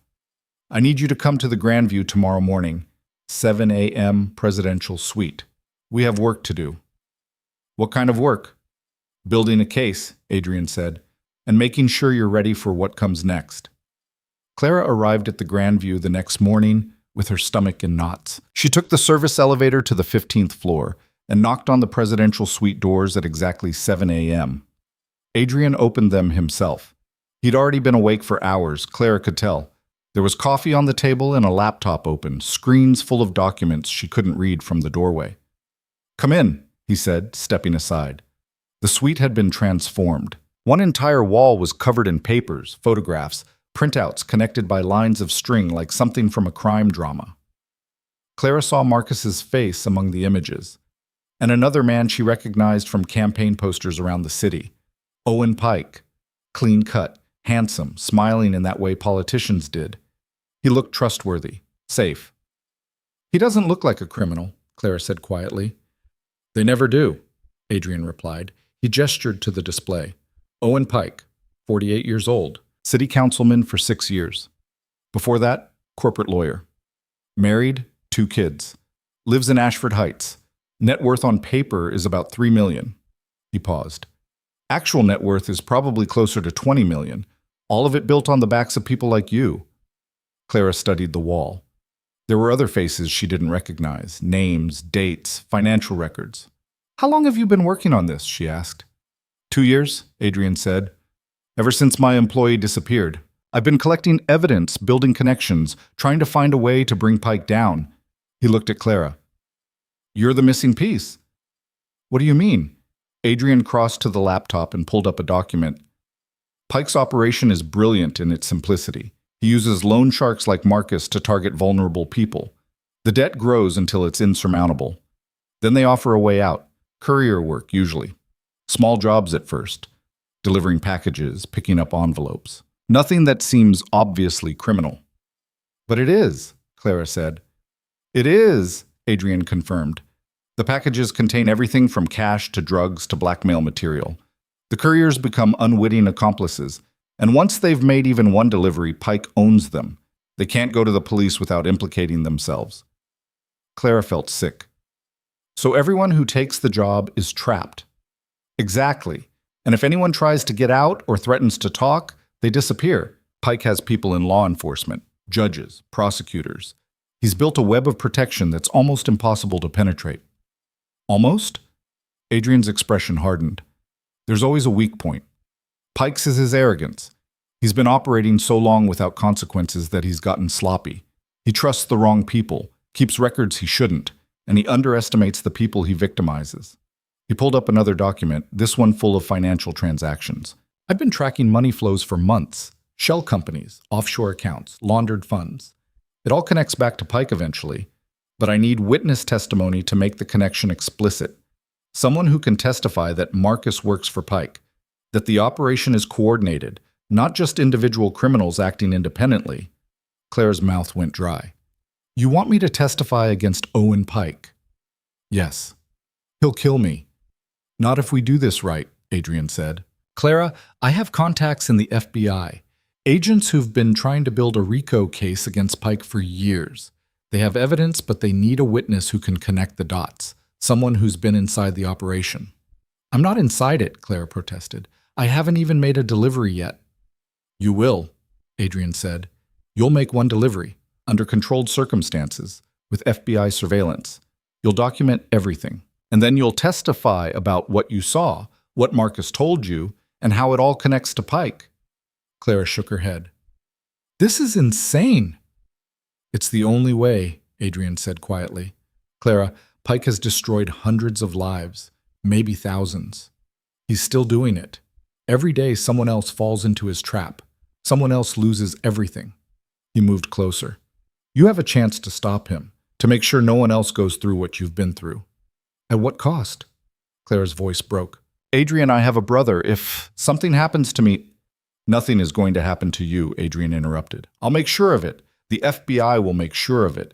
You'll have protection, witness security, everything you need." "For how long? The rest of my life?"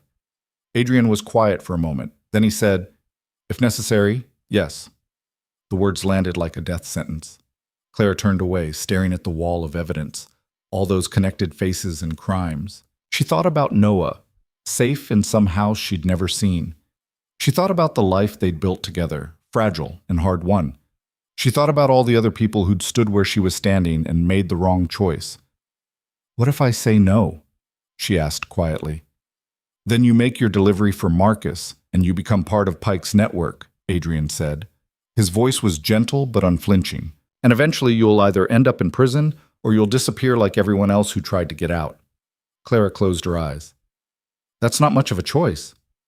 "No," Adrien agreed. But it's the only one you have. She turned to look at him. He was standing by the windows, backlit by morning sun, and for a moment he looked less like a man and more like a force of nature. Inevitable. Absolute. If I do this, Clara said slowly, I need guarantees. About Noah. About what happens to him if things go wrong. You have them, Adrien said immediately. Noah stays protected until this is over. If something happens to you, I'll make sure he's taken care of. Financially, educationally, everything. Why would you do that? Adrien looked at her for a long moment. Because it's the right thing to do. The simplicity of the answer hit Clara harder than any elaborate explanation would have. She studied his face, looking for deception, for hidden motives. She found only steady determination. Okay, she said finally. Tell me what I need to do. Adrien's shoulders relaxed slightly, like he'd been holding his breath. First, we prepare. I'm going to introduce you to my FBI contact, Agent Sarah Chen. She's been investigating Pike for 3 years. She'll explain the legal side, what to expect, how the surveillance will work. When? Today. She's coming here at 9. Clara glanced at the time. 2 hours. In the meantime, Adrien continued, I need you to write down everything you remember about your interactions with Marcus. Every conversation, every payment, every threat, dates, times, locations, anything you can recall. He handed Clara a notebook and pen. She sat down at the table and began writing, her hand cramping as she poured out months of fear and desperation onto the pages. Adrien worked at his laptop, occasionally asking questions, helping her remember details she'd tried to forget. At 9 o'clock exactly, there was a knock at the door. Adrien opened it to reveal a woman in her late 30s, Asian, wearing a dark suit and carrying a leather briefcase.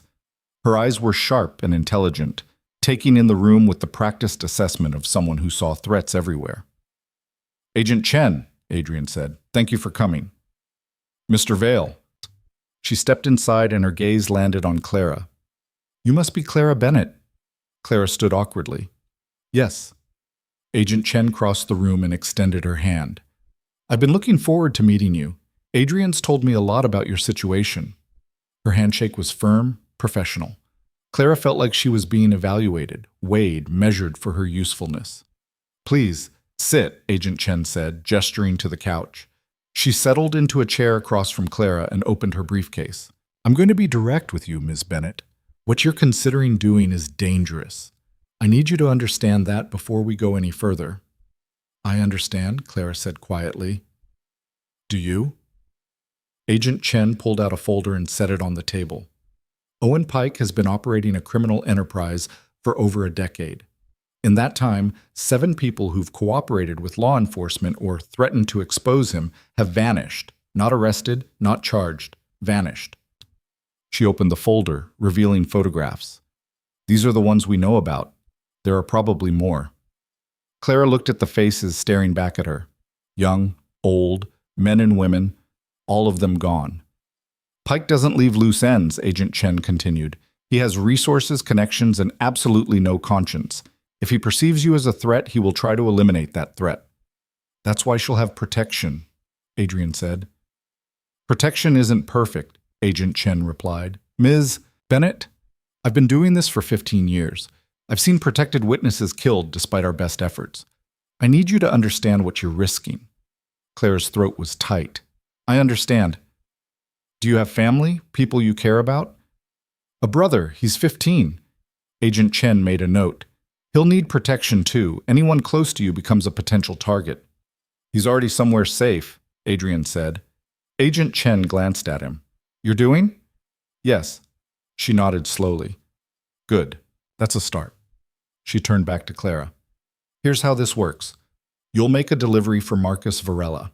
We'll have surveillance teams in position, documenting everything. You'll wear a wire, audio, and video. After the delivery, you'll be brought into protective custody immediately. For how long? Clara asked. Until we have enough evidence to arrest Pike and dismantle his network. Could be weeks, could be months. Agent Chen's expression was serious. You'll be isolated, limited contact with the outside world. It's not easy.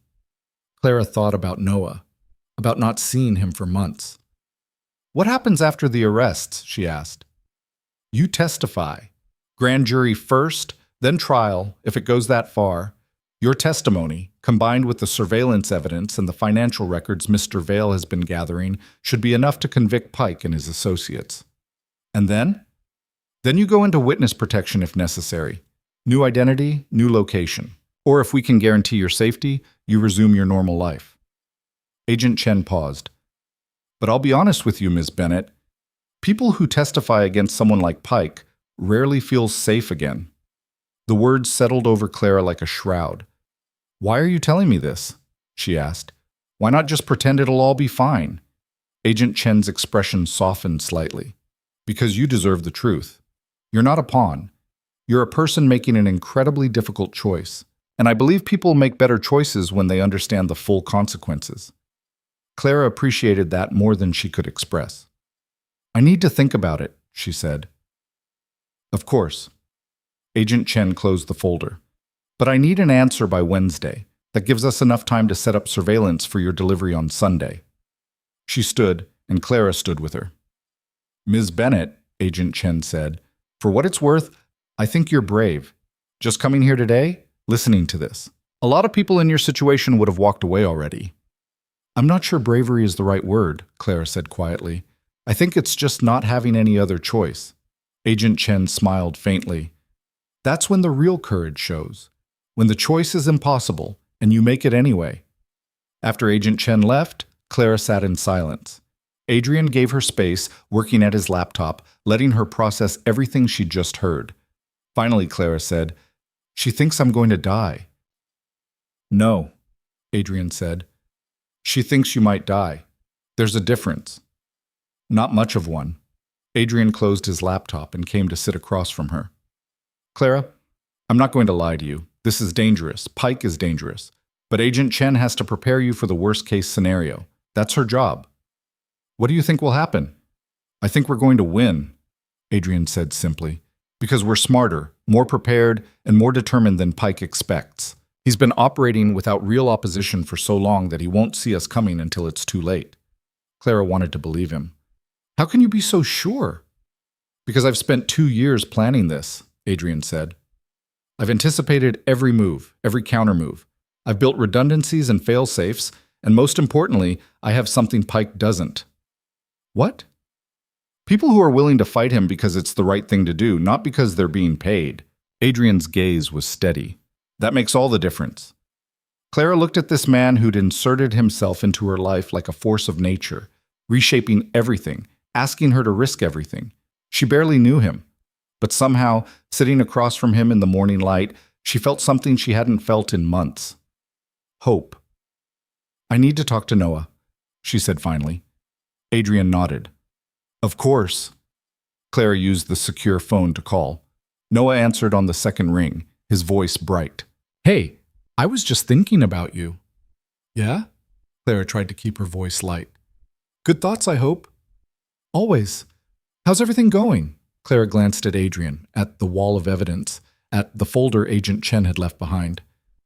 It's complicated, but getting better, I think. That's good. I miss you. I miss you too, so much. Clara's throat tightened. Noah, I need to ask you something, and I need you to be honest. Okay, are you safe there? Do you feel safe? Noah was quiet for a moment. Yeah, I do. The people here are nice, and there's security everywhere. Like, everywhere. He paused. Why? Just making sure, Clara said. Things are getting a little intense with the situation I told you about. I wanted to know you were okay. I'm okay, Noah said firmly. I promise. You focus on what you need to do. I'll be fine. Clara closed her eyes, fighting tears. I love you. I love you too. And Clara? Noah's voice was serious. Whatever you're doing, be careful, okay? I will. After she hung up, Clara sat with the phone in her hands, feeling the weight of the decision pressing down on her. He's safe, Adrien said quietly. I give you my word. Whatever happens, Noah will be protected. Clara looked up at him. Why does your word mean so much to you? Adrien was quiet for a long moment. Then he said, Because it's all I have left of who I used to be. The rawness in his voice surprised Clara. She waited, sensing there was more. I wasn't always like this, Adrien continued. Cold, calculating, moving people around like chess pieces. He stood and walked to the windows. I used to believe in systems, justice, law. I thought if you worked hard and played by the rules, things would work out. What changed? My sister died, Adrien said quietly. 15 years ago. She borrowed money from someone like Marcus, got trapped the same way you did, and when she couldn't pay, they killed her. His voice was flat, emotionless. The man who ordered it was never charged. He had protection, connections. He was untouchable. Claire's chest tightened. I'm sorry. I spent 5 years trying to bring him down through legal channels, Adrien continued. Filed complaints, talked to police, hired lawyers. Nothing worked. He just kept operating, kept destroying lives. He turned to face Clara. So I stopped playing by the rules. I learned how to move in the shadows, how to build power outside the system, and I became very, very good at it. Did you ever get him? Adrien's smile was cold. Eventually, it took time, but yes, he's in prison now, maximum security. He'll die there. Clara understood something then about the man standing in front of her. Adrien Vale wasn't doing this out of pure altruism. He was doing it because he recognized himself in her situation, because saving her was a way of saving the sister he couldn't protect. I'm not your sister, Clara said gently. I know, Adrien replied, but that doesn't mean I'm going to let you die. The certainty in his voice was absolute. Clara stood and walked to the wall of evidence. She studied Owen Pike's smiling face, all those campaign posters and public appearances. A man who'd built his empire on suffering and fear, confident that no one would ever be brave enough to challenge him. Okay, Clara said. I'll do it. I'll testify. She heard Adrien move behind her. Are you sure? No, Clara admitted, but I'm doing it anyway. Adrien was quiet for a moment. Then he said, Thank you. The next 3 days passed in a blur of preparation. Clara met with Agent Chen twice more, going over procedures, learning how to wear a wire, understanding what to say and what not to say. She practiced staying calm under pressure, learned signals for if things went wrong, memorized emergency protocols. Adrien was there for all of it, watching, advising, occasionally stepping in when Agent Chen pushed too hard. Clara found herself oddly grateful for his presence. He was steady in a way that grounded her when everything else felt like chaos. On Wednesday evening, Clara's personal phone rang. Unknown number. She answered, her heart hammering. Clara Bennett? The voice was male, unfamiliar. Yes? This is Dr. Harrison from St. Catherine's Hospital. I'm calling about your brother Noah. Clara's world stopped. What happened? Is he okay? He's fine, Dr. Harrison said quickly. I apologize. I didn't mean to alarm you. I'm calling because we have an opening for his surgery. The procedure he needs. If you're interested, we can schedule it for next Friday. Clara's mind raced. I thought the wait list was months long. A cancellation freed up a slot. You're next on the list. Dr. Harrison paused. But I need to know by tomorrow if you want to take it. Clara's hands were shaking. Noah's surgery, the whole reason she was in this nightmare, the thing she'd borrowed money for, sold pieces of her soul for. Yes, she said immediately. Yes, we'll take it. Excellent. I'll have my office send over the paperwork. There's the deposit to consider, of course. It's covered, Clara interrupted. The deposit is covered. Oh, well, that's wonderful. I'll get everything arranged then. After Clara hung up, she stared at the phone in shock. Then she grabbed the secure line and called Adrien. The hospital called, she said when he answered. They have a surgery slot for Noah, next Friday. I know, Adrien said calmly. Clara's breath caught. You did this. I made a donation to the hospital's cardiac unit, significant enough that they were able to open up additional surgical slots. Adrien, the deposit has been handled, he continued, as have all the associated costs. Noah's surgery is paid for in full. Clara couldn't speak, couldn't breathe. Clara? Adrien's voice softened. Are you there? Why? She managed. Why would you do this? Because your brother needs surgery, and you shouldn't have to wait for it. I don't know how to repay. I'm not asking you to repay me, Adrien interrupted gently. I'm asking you to let me help. There's a difference. Clara pressed her hand to her mouth, fighting the sob that wanted to break free. "Thank you," she whispered. "You're welcome." That night, Clara called Noah and told him about the surgery. His whoop of joy nearly deafened her. "Are you serious? Next Friday?" "Next Friday," Clara confirmed, laughing through her tears. "Doctor, Harrison said everything is arranged." "This is amazing. I can't believe, Clara, how did you—" "Don't worry about how," Clara said. "Just focus on getting ready and recovering, okay?" "Okay." "Oh man, I can't wait to tell everyone here. They're going to be so excited." After they hung up, Clara sat in the quiet apartment and let herself feel something she'd almost forgotten. Relief. Noah was going to get his surgery, he was going to live, and whatever happened to Clara in the days ahead, at least her brother would have a chance. Saturday arrived with crushing speed. Clara woke to a text from Marcus on her personal phone. Delivery details. Sunday, 8 p.m. Address to follow at 7. Bring nothing but your phone. Someone will be watching to make sure you're alone. Clara screenshotted the message and sent it to Adrien. His response came immediately. "Good. Everything is in place. Meet me at the Grandview at noon. Final briefing." At the presidential suite, Clara found Adrien and Agent Chen waiting. They'd converted the space into a command center. Laptops, communications equipment, maps marked with positions. Agent Chen held up a device no bigger than a button. "This is your wire, audio and video. We'll attach it to your clothing before you leave. It's completely hidden." She demonstrated on a jacket, and Clara couldn't see any sign of the device even when she knew where to look. "You'll also have a tracker in your shoe," Agent Chen continued, "so we know where you are at all times." "What if they search me?" Clara asked. "They might pat you down, but they're not expecting surveillance. Pike's operation has gotten complacent. They'll be looking for weapons, not wires." Adrien pulled up a map on his laptop. "We'll have 4 teams in position. 2 surveillance, 2 extraction. If anything goes wrong, you signal by saying the phrase, 'I need to check on my brother.' That's the abort code." "And then what?"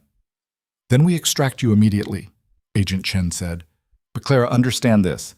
If we extract early, we lose the evidence. We need you to complete the delivery if at all possible." Clara's stomach churned. "What if something happens that I can't control?" "Then you use the abort code and we get you out," Adrien said firmly. "Your safety comes first, always." Agent Chen looked like she wanted to argue, but she didn't. They spent the next 2 hours going over every possible scenario. What to do if Marcus appeared? What to do if the location changed? What to do if someone got suspicious? Clara's head swam with protocols and contingencies. "You're going to be fine," Adrien said when they finally finished. "You're smart. You're observant. Trust your instincts." Clara nodded, trying to believe him. That evening, she tried to sleep and failed. She lay in the dark, staring at the ceiling, thinking about everything that could go wrong, about Noah getting his surgery while she was in protective custody, about what would happen if Pike figured out what she was doing. At 7 p.m. Sunday, Marcus's text arrived with an address. Clara recognized it, an old shipping facility near the waterfront, long abandoned. She texted Adrien, "Address received." His response, "We're moving into position. You're not alone." Clara put on the jacket Agent Chen had prepared, felt the weight of the wire hidden in the fabric. She slipped her feet into the shoes with the tracker embedded in the heel. She looked at herself in the mirror and barely recognized the woman staring back. When had she become someone who wore surveillance equipment and prepared to betray criminals? When Marcus threatened Noah, a voice whispered in her mind, "When you ran out of choices." Clara grabbed her keys and headed for the door. Her phone rang just as she reached it. "Adrien." "I'm here," she said. "I know. I can see you on satellite." His voice was calm, steady. "Clara, listen to me. You're going to walk in there, make the delivery, and walk out. Simple, clean, and I'll be watching every second." "What if—" "No what ifs," Adrien interrupted gently. "You're strong enough for this. I know you are." Clara closed her eyes. "Okay.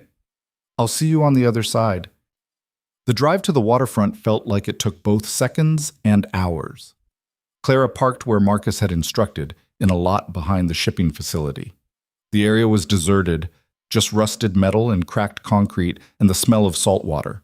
She got out of the car and walked toward the building, her heart pounding so hard she could hear it in her ears. The package Marcus had sent her yesterday, a sealed envelope, contents unknown, was in her jacket pocket. The facility's side door was propped open. Clara stepped inside. The interior was vast and dark, lit only by emergency lighting that cast everything in sickly yellow. Her footsteps echoed on concrete. She walked deeper into the space, looking for whoever was supposed to meet her. Clara Bennett. She spun around. A man emerged from the shadows. Not Marcus. Someone new. Tall, broad-shouldered, wearing a black jacket and jeans. "You're late," he said. Clara checked her watch. "I'm exactly on time." The man smiled, but it didn't reach his eyes. "Let's see what you brought." Clara pulled out the envelope and held it up. The man reached for it, but Clara pulled back slightly. "Where's my confirmation? Marcus said I'd get proof the debt is reduced." "You'll get it when I verify the delivery," the man said. "Now hand it over." Clara extended the envelope again. The man took it, opened it, and pulled out what looked like documents. He examined them carefully, then nodded. "Good. You did well. So the debt is being adjusted," the man finished. "You'll hear from Marcus." He turned to leave. "Wait," Clara said. "That's it? You just made your first delivery," the man said, looking back at her. "Welcome to the team, Clara. We'll be in touch." He disappeared into the shadows. Clara stood there, alone in the vast empty space, the wire recording everything, the tracker broadcasting her location. She'd done it. She turned and walked back toward the exit, forcing herself not to run, not to look panicked. She reached her car, got in, and started the engine with shaking hands. As she pulled out of the lot, a black SUV fell in behind her, not following. "Escorting!" Clara drove for 10 minutes before the SUV's lights flashed. She pulled over. Agent Chen appeared at her window. "Ms. Bennett, I need you to come with me." Clara nodded and got out. Agent Chen guided her into the SUV, and they drove away from Clara's car, away from the waterfront, away from everything familiar. "You did it," Agent Chen said. "We got everything on tape, audio, video, the whole thing." Clara felt numb. "What happens now?" "Now we keep you safe while we build the case." They drove to a safe house on the outskirts of the city. Small, nondescript, surrounded by security Clara couldn't see but knew was there. Agent Chen brought her inside and showed her to a room with a bed, a bathroom, and bars on the windows. "I'm sorry it's not more comfortable," Agent Chen said. "It's fine," Clara whispered. She was lying. After Agent Chen left, Clara sat on the bed and let herself fall apart. She'd crossed a line tonight, betrayed Marcus, set in motion events she couldn't stop. The secure phone buzzed. "Adrian, you were incredible. Rest now. I'll see you tomorrow." Clara stared at the message, then typed back. "Is Noah safe?" "Completely. I just checked. He's fine." Clara set the phone down and lay back on the unfamiliar bed, staring at an unfamiliar ceiling in an unfamiliar room that was now her entire world. She'd done the right thing. She had to believe that, because if she didn't, the fear would swallow her whole. The safe house became Clara's entire world for the next 4 days. She woke to unfamiliar shadows, ate meals delivered by agents whose names she never learned, and spent hours staring at walls while Agent Chen and her team analyzed the evidence from Sunday's delivery. The bars on the windows reminded Clara constantly that protection and imprisonment weren't always easy to distinguish. Adrien visited on Tuesday morning, arriving with coffee and pastries that seemed absurdly normal, given the circumstances. He sat across from Clara at the small kitchen table and studied her face with an intensity that made her look away. "You're not sleeping," he said. It wasn't a question. "Hard to sleep when you don't know what's happening," Clara replied.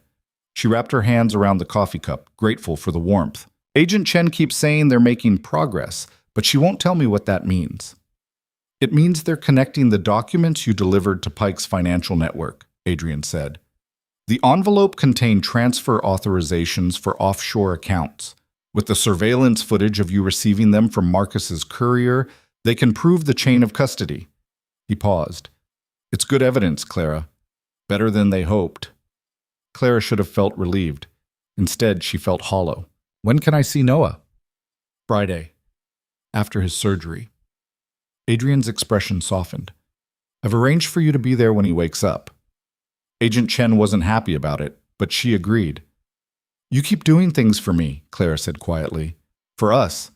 I don't understand why."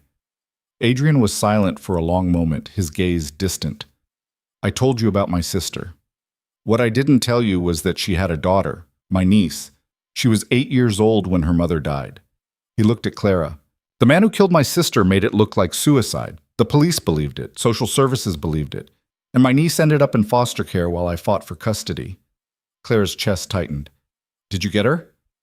Eventually. It took 2 years. By then she was 10 and had been through 3 different homes. Adrien's voice was quiet but steady. She's 23 now. Graduated from law school last year. She wants to be a prosecutor. A faint smile crossed his face. She's brilliant, strong. Everything her mother would have been proud of. You saved her, Clara said. I should have saved her mother, Adrien replied, but I was too late, too naive. I didn't understand how the world actually worked. He met Clara's eyes. I understand now, which is why when I see someone in the same trap my sister was in, I don't hesitate. I don't wait for the system to work. I act. Clara felt something shift in her understanding of the man sitting across from her. He wasn't just helping her out of abstract principle. He was trying to rewrite a story that had ended in tragedy. Thank you, she said, for telling me that. Adrien nodded, then stood. I need to get back. But Clara, I want you to know something. What you did Sunday took courage most people don't have. You should be proud. I don't feel proud, Clara admitted. I feel terrified. Fear and courage aren't opposites, Adrien said. Courage is being terrified and doing it anyway. After he left, Clara sat in the quiet kitchen and thought about his niece, growing up without a mother because people like Owen Pike operated without consequences. She thought about all the other families destroyed by debt traps and extortion, and she felt the first real ember of anger cut through her fear. Pike had taken enough. He wouldn't take anything more. Wednesday brought news that sent Clara's heart into her throat. Agent Chen arrived at the safe house with tension written across her face. We have a problem, she said without preamble. Clara's stomach dropped. What kind of problem? Marcus knows something is wrong. He's been trying to contact you since Monday. Calls, texts. When you didn't respond, he started asking questions. Agent Chen pulled out her tablet and showed Clara a transcript. This is from a wiretap on Marcus's phone. He's talking to one of Pike's other lieutenants. Clara read the conversation, her hand shaking. The Bennett woman isn't answering. 3 days? Nothing. Maybe she's spooked. Or maybe she talked. We need to find her. Pike won't like that. If she talked, then we have a bigger problem than Pike not liking it. Clara looked up at Agent Chen. They're looking for me.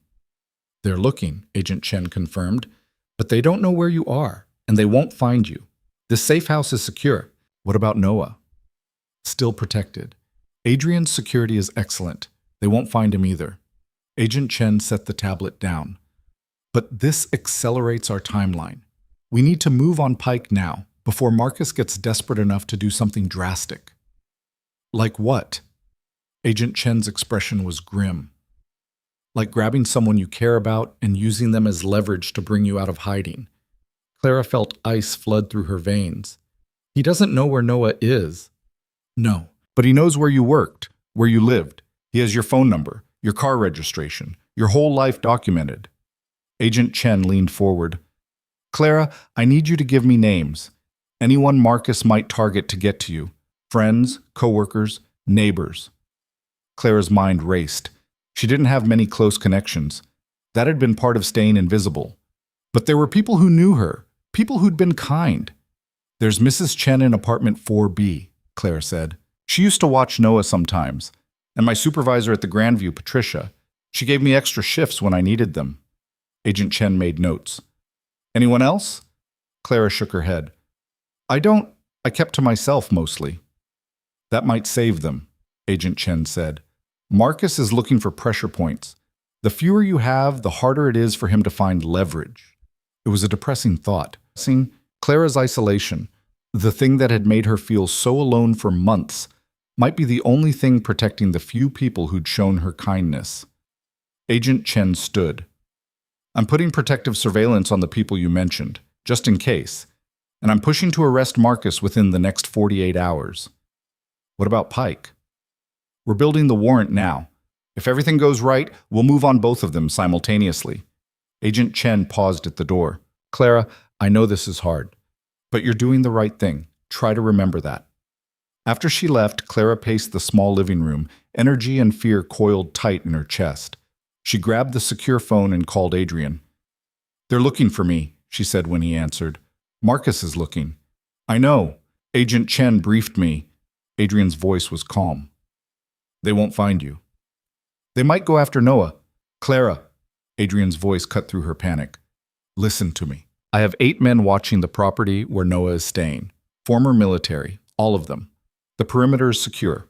The house has a safe room with reinforced walls. No one is getting to your brother. Do you understand?" Clara pressed her hand to her mouth, fighting tears. "I'm sorry, I'm just scared." "I know. That's normal." Adrien's voice softened. "But I need you to trust that I've thought of everything. Noah is safe. You're safe.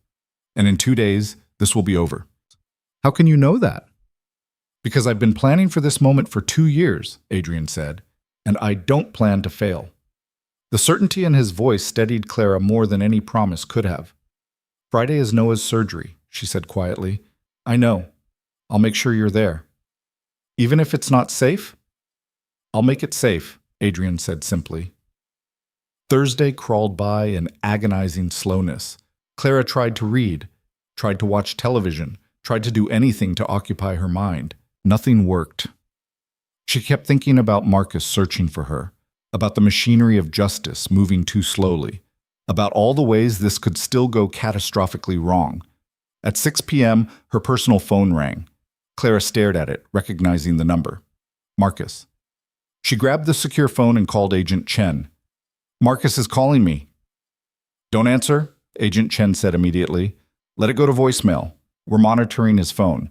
If he leaves a message, we'll have it." Clara watched her phone ring, watched it go to voicemail, watched the notification appear. Marcus had left a message. "Play it," Agent Chen said, "but put me on speaker." Clara switched to speaker and played the voicemail. Marcus's voice filled the small room, still smooth, but with an edge now. "Clara, we need to talk. You've been avoiding me, and that's making people nervous, very nervous."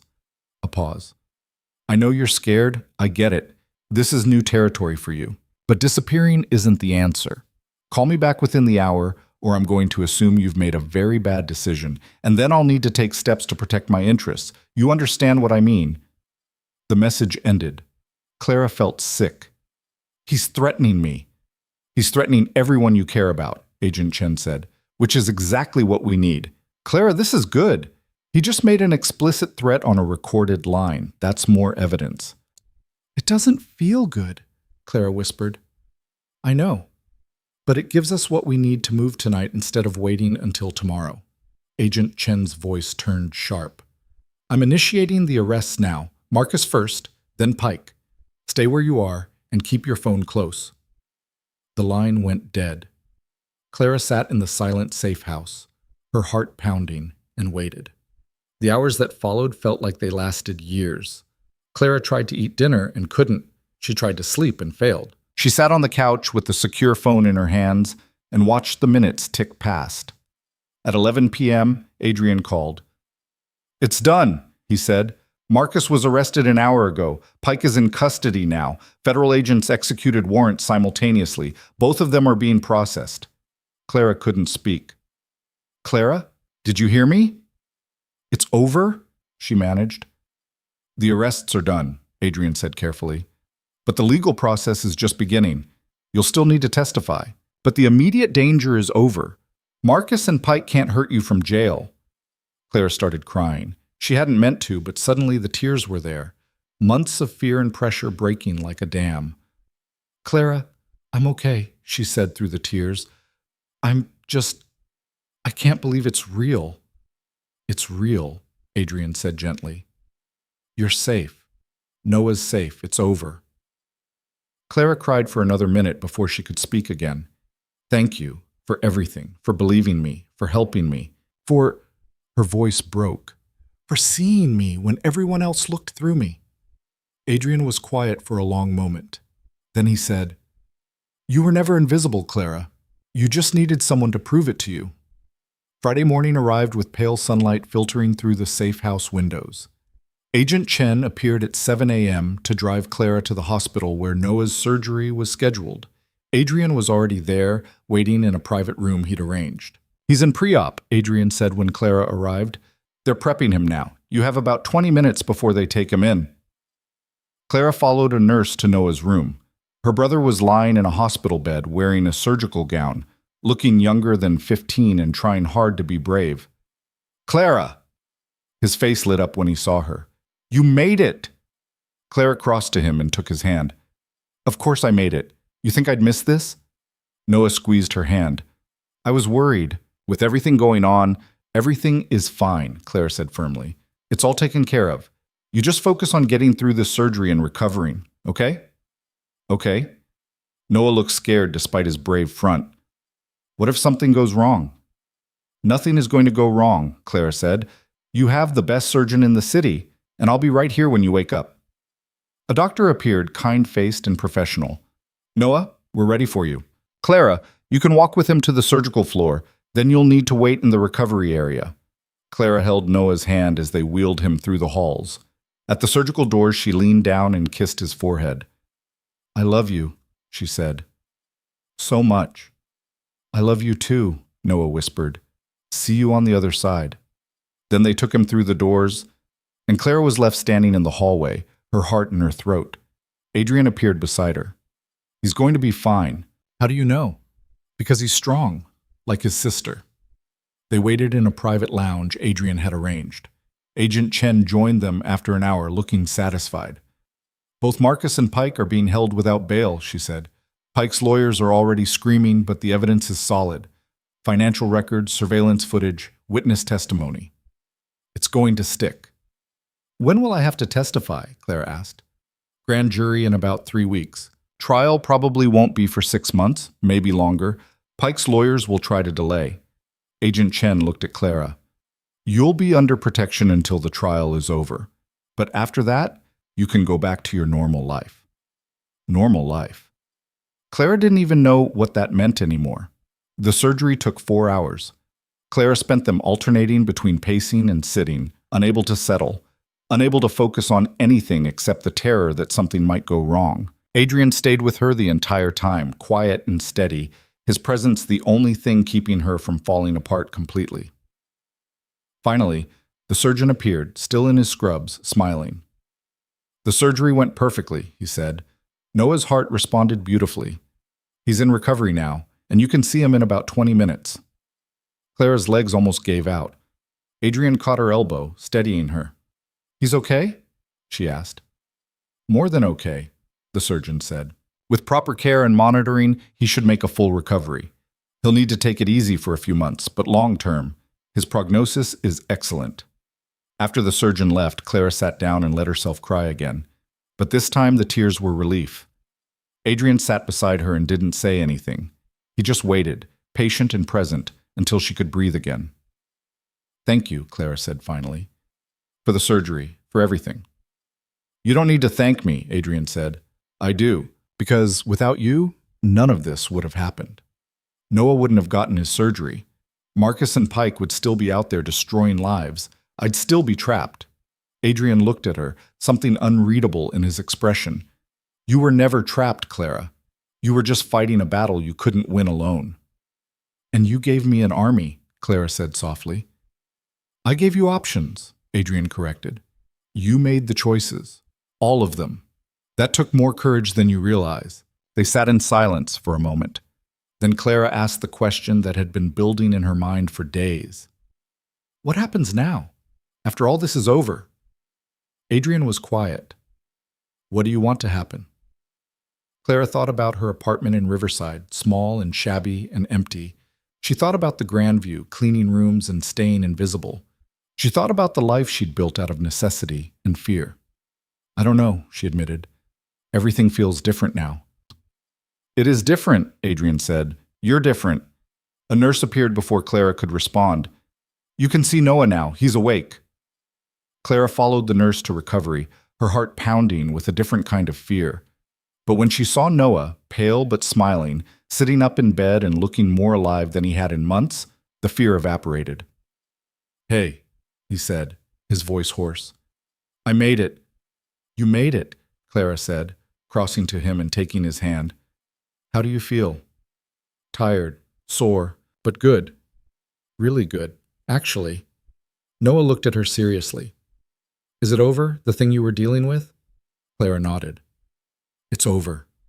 The people who were causing problems are in jail. We're safe. Noah's eyes filled with tears. Really? Really. He pulled her into a hug, careful of the IV lines and monitors. Clara held him and felt the weight she'd been carrying for 6 months finally lift. They stayed at the hospital for 3 days while Noah recovered. Adrien arranged for Clara to stay in a private room adjacent to Noah's, and Agent Chen posted security outside both doors. It was probably excessive, but Clara didn't argue.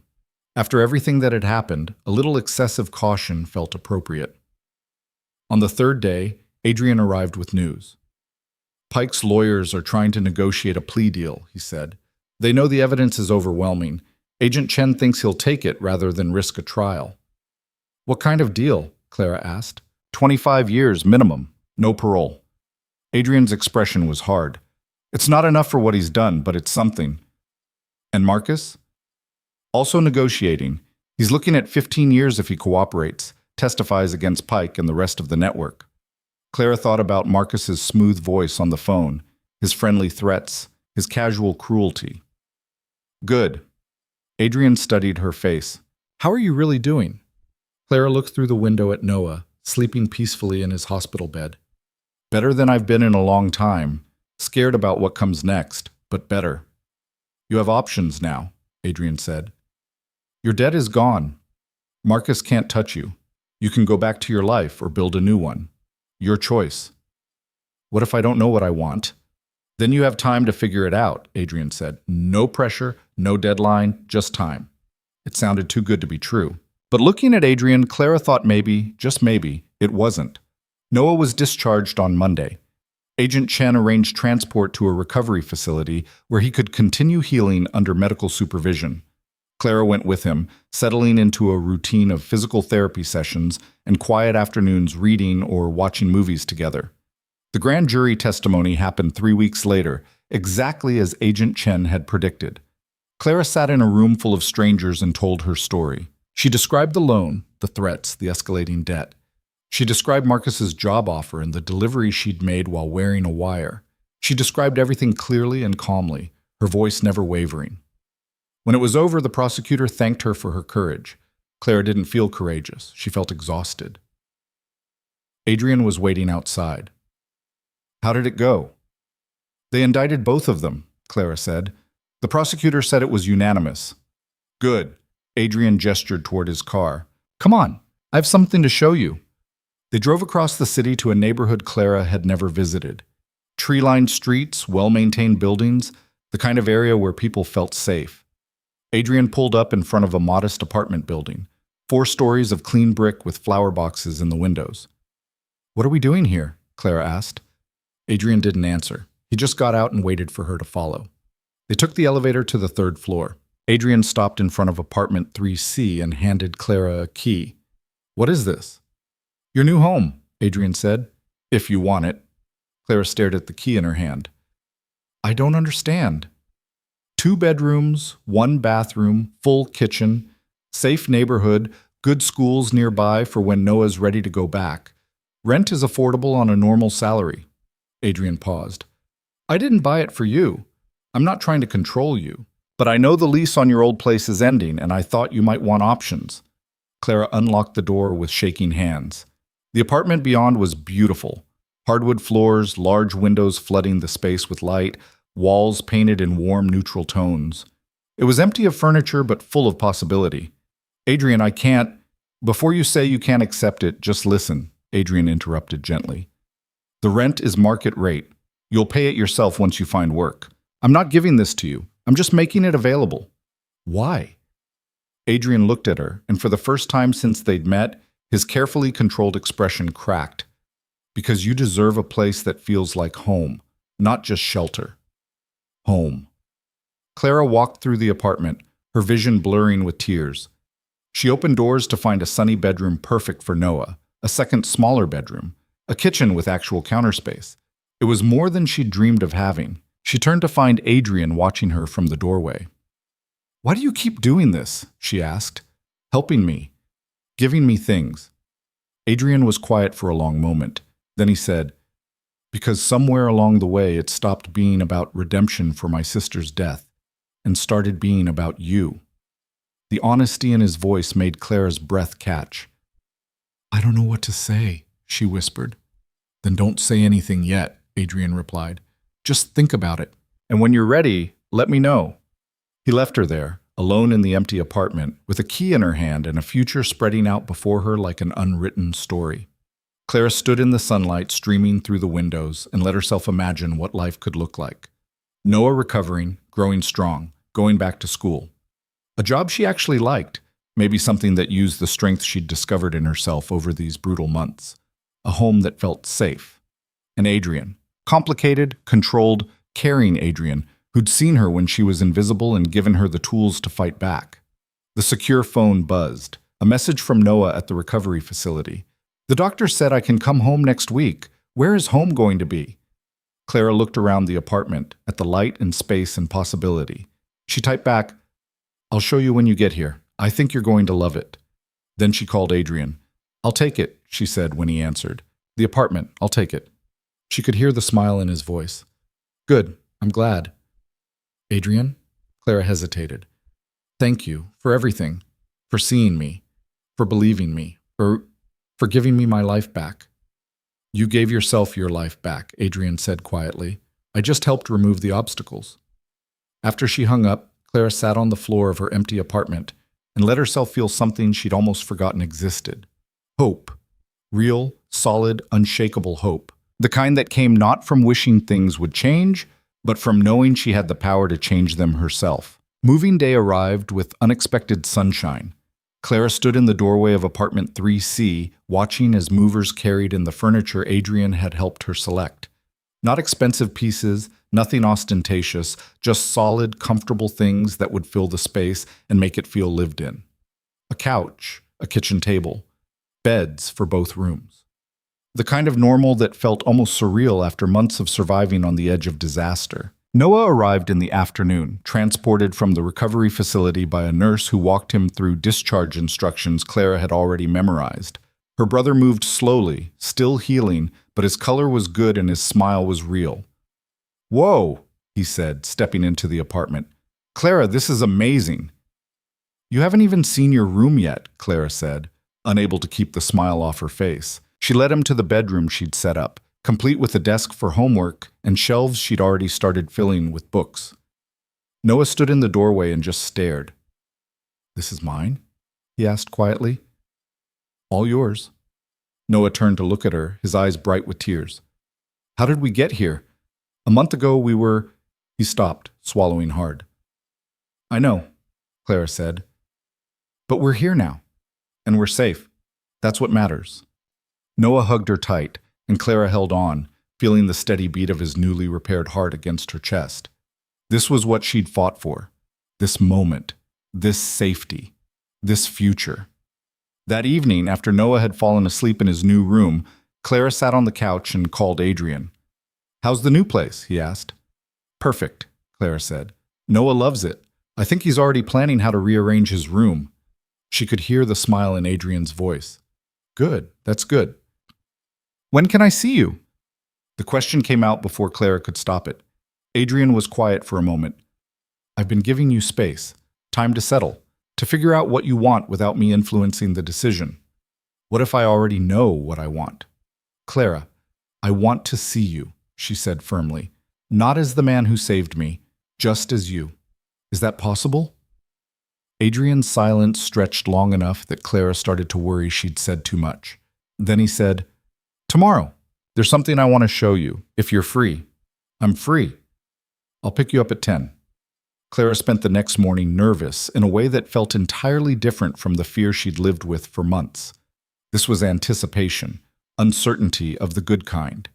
She changed clothes 3 times before settling on jeans and a simple sweater, then felt ridiculous for caring so much. Noah noticed. "You look nice. Where are you going?" "Just out," Clara said, deliberately vague. Noah raised an eyebrow. With Mr. Vale? Clara felt her cheeks heat. Maybe. Good, Noah said. I like him. He's intense, but in a good way. Like he actually cares about things. The doorbell rang before Clara could respond. She opened it to find Adrien standing in the hallway, dressed more casually than she'd ever seen him. Dark jeans, a gray sweater, no tie. He looked younger somehow, less controlled. Ready? He asked. Clara nodded and grabbed her coat. They drove out of the city, heading north into areas Clara had never visited. The urban landscape gradually gave way to suburbs, then to countryside. Trees lined the roads, their leaves turning autumn colors. Adrien drove in comfortable silence, and Clara found herself relaxing in a way she hadn't in longer than she could remember. After about an hour, Adrien turned onto a private road that led to a property Clara could barely comprehend. It wasn't ostentatious, nothing like a mansion, but it was beautiful in its simplicity. A large house built of stone and wood, surrounded by acres of land, gardens, a pond, trees everywhere. This is where Noah stayed, Adrien said, pulling up to the house. During the operation, I thought you might want to see it. Clara got out of the car slowly, taking in the peaceful surroundings. It's beautiful. It was my sister's, Adrien said quietly. She bought it years ago, before everything happened. After she died, I couldn't sell it, so I kept it, maintained it, used it occasionally when I needed space from the city. He led Clara around the property, showing her the gardens his sister had planted, the library where Noah had spent his afternoons reading, the safe room Adrien had mentioned that first terrible night. Clara could see pieces of Adrien in every detail. The control, the planning, the fierce protectiveness. They ended up sitting on a stone bench overlooking the pond, watching light play across the water. Why did you really bring me here? Clara asked. Adrien was quiet for a long moment. Because I wanted you to understand something. This place, the security I arranged for Noah, the resources I used to bring down Pike, none of it was just about redemption, or duty, or any of the reasons I told myself at first. Clara waited, her heart beating faster. It was about you, Adrien continued, about the moment I saw you in that penthouse, trying so hard to be invisible, carrying weight that should have crushed you but somehow didn't. He turned to look at her.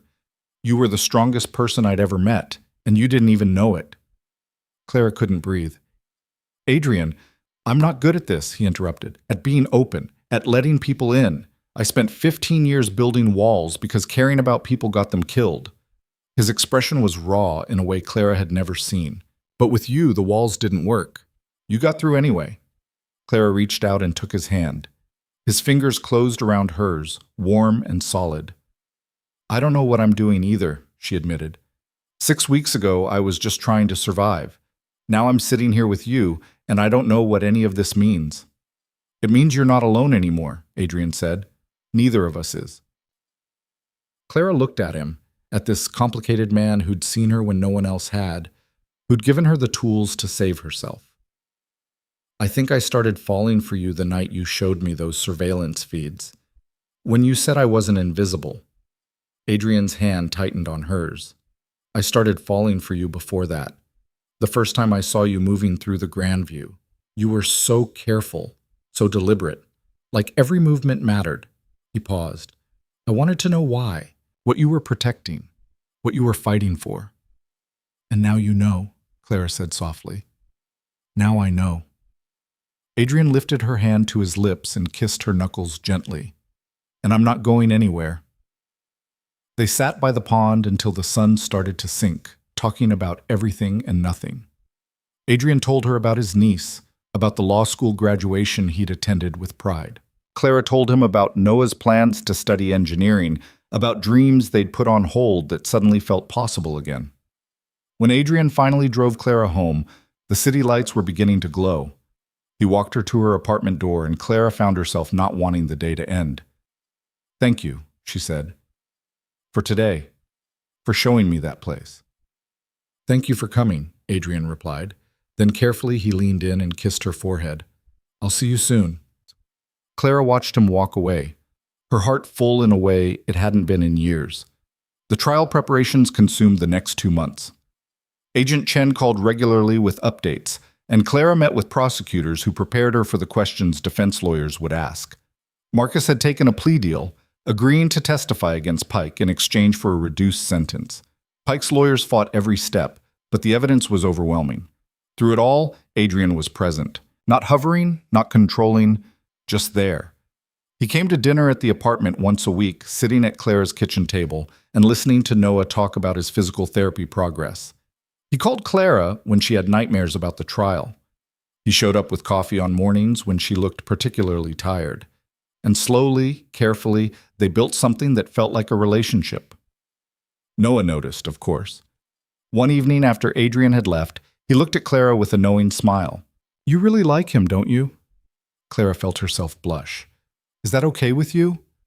"Clara, he literally saved our lives and paid for my heart surgery," Noah said. "Yeah, it's okay with me," he grinned. "Plus, he's not boring. That's important." Clara laughed, feeling lighter than she had in months. The trial began in January, 6 months after Clara's first delivery for Marcus.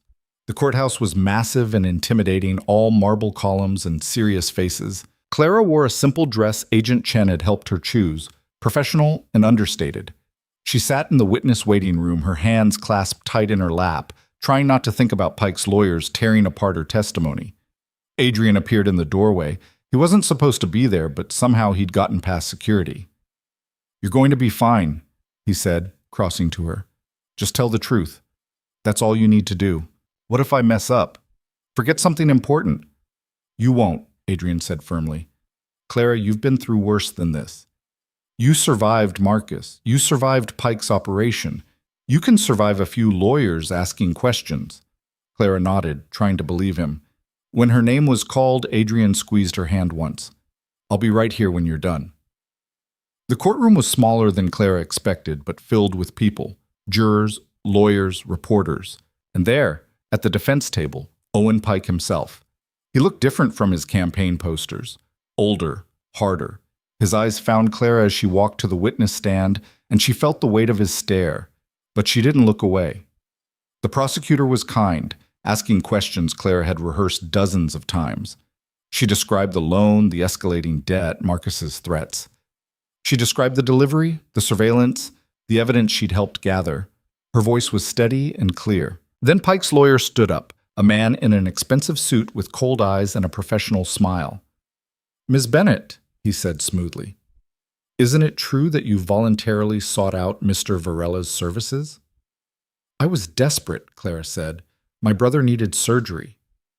"So you knowingly entered into a loan agreement with interest terms that were clearly stated?" "The terms changed after I signed," Clara replied. "Fees were added that weren't in the original agreement." The lawyer raised an eyebrow. "Do you have proof of these original terms?" "Marcus destroyed the original documents," Clara said. "That was part of his operation. Make promises, then change them once people were trapped. Or perhaps you simply didn't read the fine print carefully enough." Agent Chen had warned Clara about this, about lawyers who would try to make her look irresponsible, naive, complicit in her own victimization. Clara looked directly at Pike's lawyer. "I read everything carefully. I'm not stupid.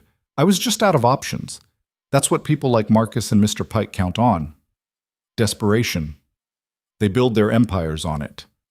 The lawyer's smile thinned. "You're aware that making a delivery for Mr. Varella was technically illegal? That you yourself committed a crime?" "I am," Clara said steadily. "Which is why I agreed to cooperate with the FBI, to make things right." "Or to avoid prosecution yourself?" "To stop Mr. Pike from destroying more lives," Clara corrected. "The way he destroyed mine, the way he destroyed hundreds of others." The lawyer tried several more angles, but Clara didn't break. She told the truth calmly and clearly and refused to be shaken. When she finally stepped down from the witness stand 3 hours later, she felt exhausted but not defeated. Adrien was waiting in the hallway, exactly where he'd promised to be. Clara walked straight to him and he pulled her into his arms. "You were incredible," he said quietly. "Strong. Unshakable." Clara leaned into him, letting herself take comfort in his solid presence. "I just want this to be over." "Soon," Adrien promised. "Very soon." The trial lasted 2 more weeks. Marcus testified, detailing Pike's operation with a matter-of-fact precision that made the scope of the criminal enterprise clear. Financial experts explained the money laundering. Former victims told their stories. The evidence piled up until Pike's defense had nowhere left to hide. The jury deliberated for 4 hours before returning with a verdict. Guilty on all counts. Clara watched from the gallery as Pike's face went blank with shock. Agent Chen sat beside her, professionally satisfied. Adrien stood at the back of the room, his expression unreadable. Sentencing came 2 weeks later. Pike received 35 years without possibility of parole. Marcus got 18. The rest of Pike's network was dismantled piece by piece, arrests happening across the city. It was over. Really, finally over. Agent Chen called Clara the day after sentencing. "You're officially released from witness protection. You can go back to your normal life." Normal life. Clara still wasn't sure what that meant. She started looking for work, applying to positions that actually interested her, rather than just taking whatever was available. A nonprofit organization focused on financial literacy hired her to help educate people about predatory lending. It felt right, using what she'd learned to help others avoid the trap she'd fallen into. Noah went back to school, thriving in ways that made Clara's heart sing. His doctors were amazed by his recovery. He joined the robotics club and started talking about colleges. Sometimes Clara would catch him laughing with friends and feel overwhelmed by gratitude. And Adrien became a steady presence in their lives. Not overwhelming, not controlling, just there. He taught Noah chess. He came to dinner every Sunday. He held Clara's hand during the nightmares that still sometimes woke her in the dark. 3 months after the trial ended, Adrien took Clara back to the property where Noah had stayed. It was spring now, and the gardens his sister had planted were blooming. They walked to the pond and sat on the same bench where they'd first talked about feelings neither of them knew how to name. "I have something for you," Adrien said, pulling a small box from his pocket. Clara's breath caught, but when he opened it, she found not a ring but a key. "This place," Adrien said quietly. "It's been empty too long, haunted by grief instead of filled with life." He looked at her. "I want to change that. I want you and Noah to use it. Weekends, summers, whenever you need space from the city." "Adrien, I can't." "It's not a gift," he interrupted gently. "It's a sharing. My sister would have liked you. She would have wanted her home to be used by people who understand what it means to fight for family." Clara took the key with shaking hands. "What about you?" "I'll be here too," Adrien said. "If you want me to be." Clara looked at him, this man who'd seen her at her worst and loved her anyway, who'd given her tools instead of charity, who'd stood beside her through the darkest moments and never once made her feel weak. "I want you everywhere," she said. "Not just here. In the city. At the apartment. In my life. Adrien, She stopped, the words suddenly too big. Adrien reached out and cupped her face in his hands. "I love you," he said simply. "I think I've loved you since the moment you walked into that surveillance room and decided to fight back instead of giving up." Clara felt tears spill over. "I love you too. So much it scares me sometimes." "Good scared or bad scared?" "Good scared," Clara said, laughing through the tears. "The kind that means something matters." Adrien kissed her then, gentle and sure, and Clara kissed him back with all the emotion she'd been holding inside. When they finally pulled apart, she rested her forehead against his. "What do we do now?" she asked. "Whatever we want," Adrien said. "We build a life. Together, one day at a time." And they did. Clara's job at the nonprofit grew into something she loved. She spoke at schools and community centers, helping people understand their rights and recognize predatory practices. She became an advocate, using her story to change laws and protect others. The invisible woman who'd cleaned hotel rooms transformed into someone who made herself heard. Noah graduated high school with honors and got accepted to engineering programs at 3 universities. He chose the one closest to home, saying he'd spent enough time away from his sister. Clara cried when he told her, overwhelmed by how far they'd both come. Adrien's business empire continued to grow, but he started using his resources differently. He funded programs that helped people escape debt traps. He backed legislation that regulated predatory lending. He became known not just as a businessman, but as someone who fought for people who couldn't fight for themselves. And slowly, carefully, he and Clara built a relationship that looked nothing like either of them had expected. It wasn't dramatic or overwhelming. It was steady, real. built on trust and respect, and the deep understanding that came from surviving darkness together. A year after the trial, Adrien took Clara to dinner at a restaurant with views of the city skyline. They'd been here before, celebrating Noah's graduation, but tonight felt different. After dessert, Adrien reached across the table and took Clara's hand. "I need to tell you something," he said. Clara's heart skipped. "Okay." "I've spent most of my adult life building walls, protecting myself from caring too much, from letting people close enough to hurt me." He paused. "You destroyed every single one of those walls, and instead of feeling vulnerable, I feel free." Clara squeezed his hand, unable to speak. "I know we've only been together a year," Adrien continued, "and I know we both have complicated pasts and probably complicated futures, but Clara, I don't want to spend another day without knowing you're committed to building that future with me." He pulled out a small box, and this time when he opened it, there was a ring. Simple, beautiful, perfect. "Marry me," Adrien said. "Not because I saved you or you saved me, but because we chose each other, because we're better together than apart, because I love you more than I thought I could love anything." Clara looked at the ring, at Adrien's face, at the city spreading out below them.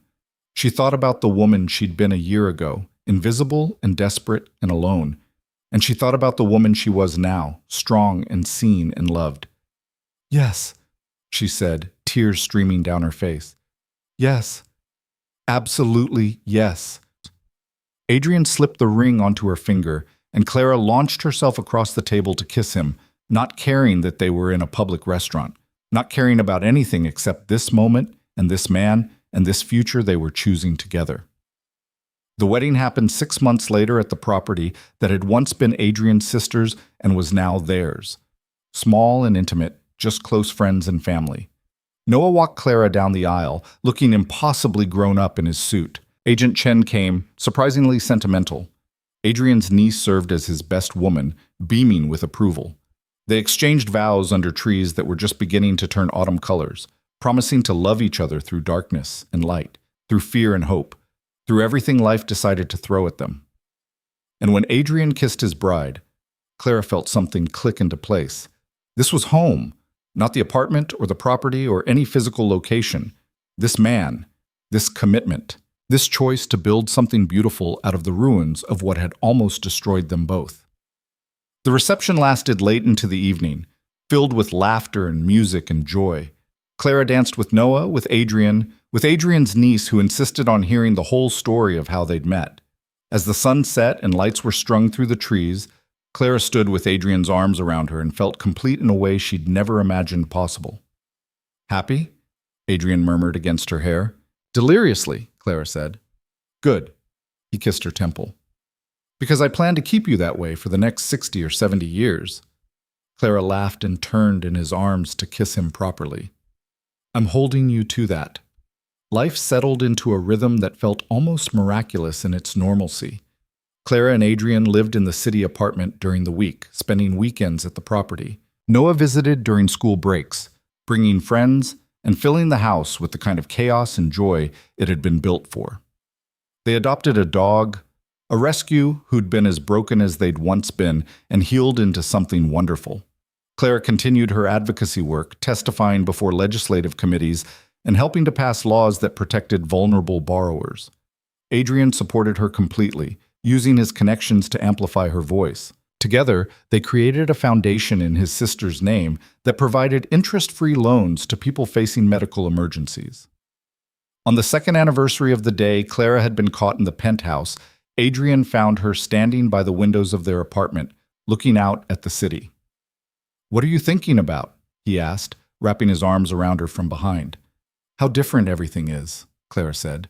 2 years ago I was invisible, desperate, alone, and now," she gestured at the life they'd built. "Now I have everything." "We have everything," Adrien corrected gently, "because you were brave enough to accept help, to trust me, to fight back." Clara turned in his arms. "Because you saw me when I was invisible. That's where it all started." Adrien smiled, that rare, unguarded smile he reserved just for her. "You were never invisible, Clara. You just needed someone to prove it to you." "And you did," Clara said softly. You gave me my life back, gave me Noah's future, gave me yourself. She touched his face. How do I ever thank you for that? You already have, Adrien said. Every day. By being exactly who you are. By choosing to build this life with me. By teaching me that love isn't weakness, it's strength. They stood together in the fading light, two people who'd been broken and had healed each other, who'd fought darkness and emerged into something better than either had dared to dream. Clara thought about the frightened woman who'd stood in this same city 2 years ago, trying to be invisible, trying to survive.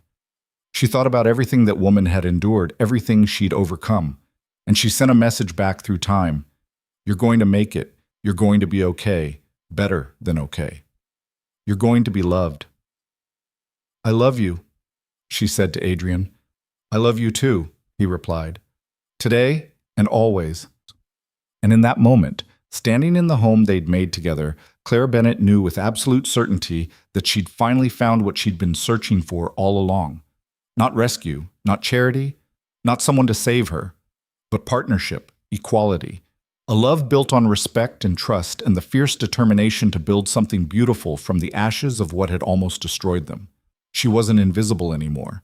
She was seen, known, loved, and she would never be alone again. Outside their window, the city continued its endless rhythm, full of people with their own stories, their own struggles, their own chances at redemption. Somewhere out there, someone was facing the same darkness Clara had faced, feeling the same desperation, the same fear. But because of the work Clara and Adrien were doing, because of the laws they'd helped pass and the foundation they'd created and the example they'd set, maybe that person would have more options than Clara had. Maybe they wouldn't have to face the darkness alone. That thought filled Clara with purpose that went beyond her own happiness. This was bigger than her story now. It was about changing the system that had almost killed her, about making sure no one else fell into the same trap. Adrien seemed to sense her thoughts. What are you planning? He asked with amusement. Clara smiled. I was thinking about expanding the foundation, maybe creating a legal aid program specifically for people trapped in debt situations. I think that's an excellent idea, Adrien said. When do we start? We? Clara raised an eyebrow. We, Adrien confirmed. You think I'm letting you do this alone? I have lawyers, resources, connections. We'll build something that actually makes a difference. Clara kissed him, overwhelmed by love and gratitude and the knowledge that she'd found someone who not only supported her dreams, but helped make them reality. They stood together as night fell over the city, planning and dreaming and building the future one conversation at a time. Noah called to say he'd aced his engineering midterms. The dog needed walking. Life continued in all its beautiful, complicated, ordinary ways. And Clara Bennett, once invisible, once desperate, once alone, embraced every moment of it. Because this was what freedom felt like. This was what love looked like. This was what coming home meant. Not a place, not a destination, but a choice, made every day to build something worth protecting, to see and be seen, to love and be loved, to finally live instead of just survive.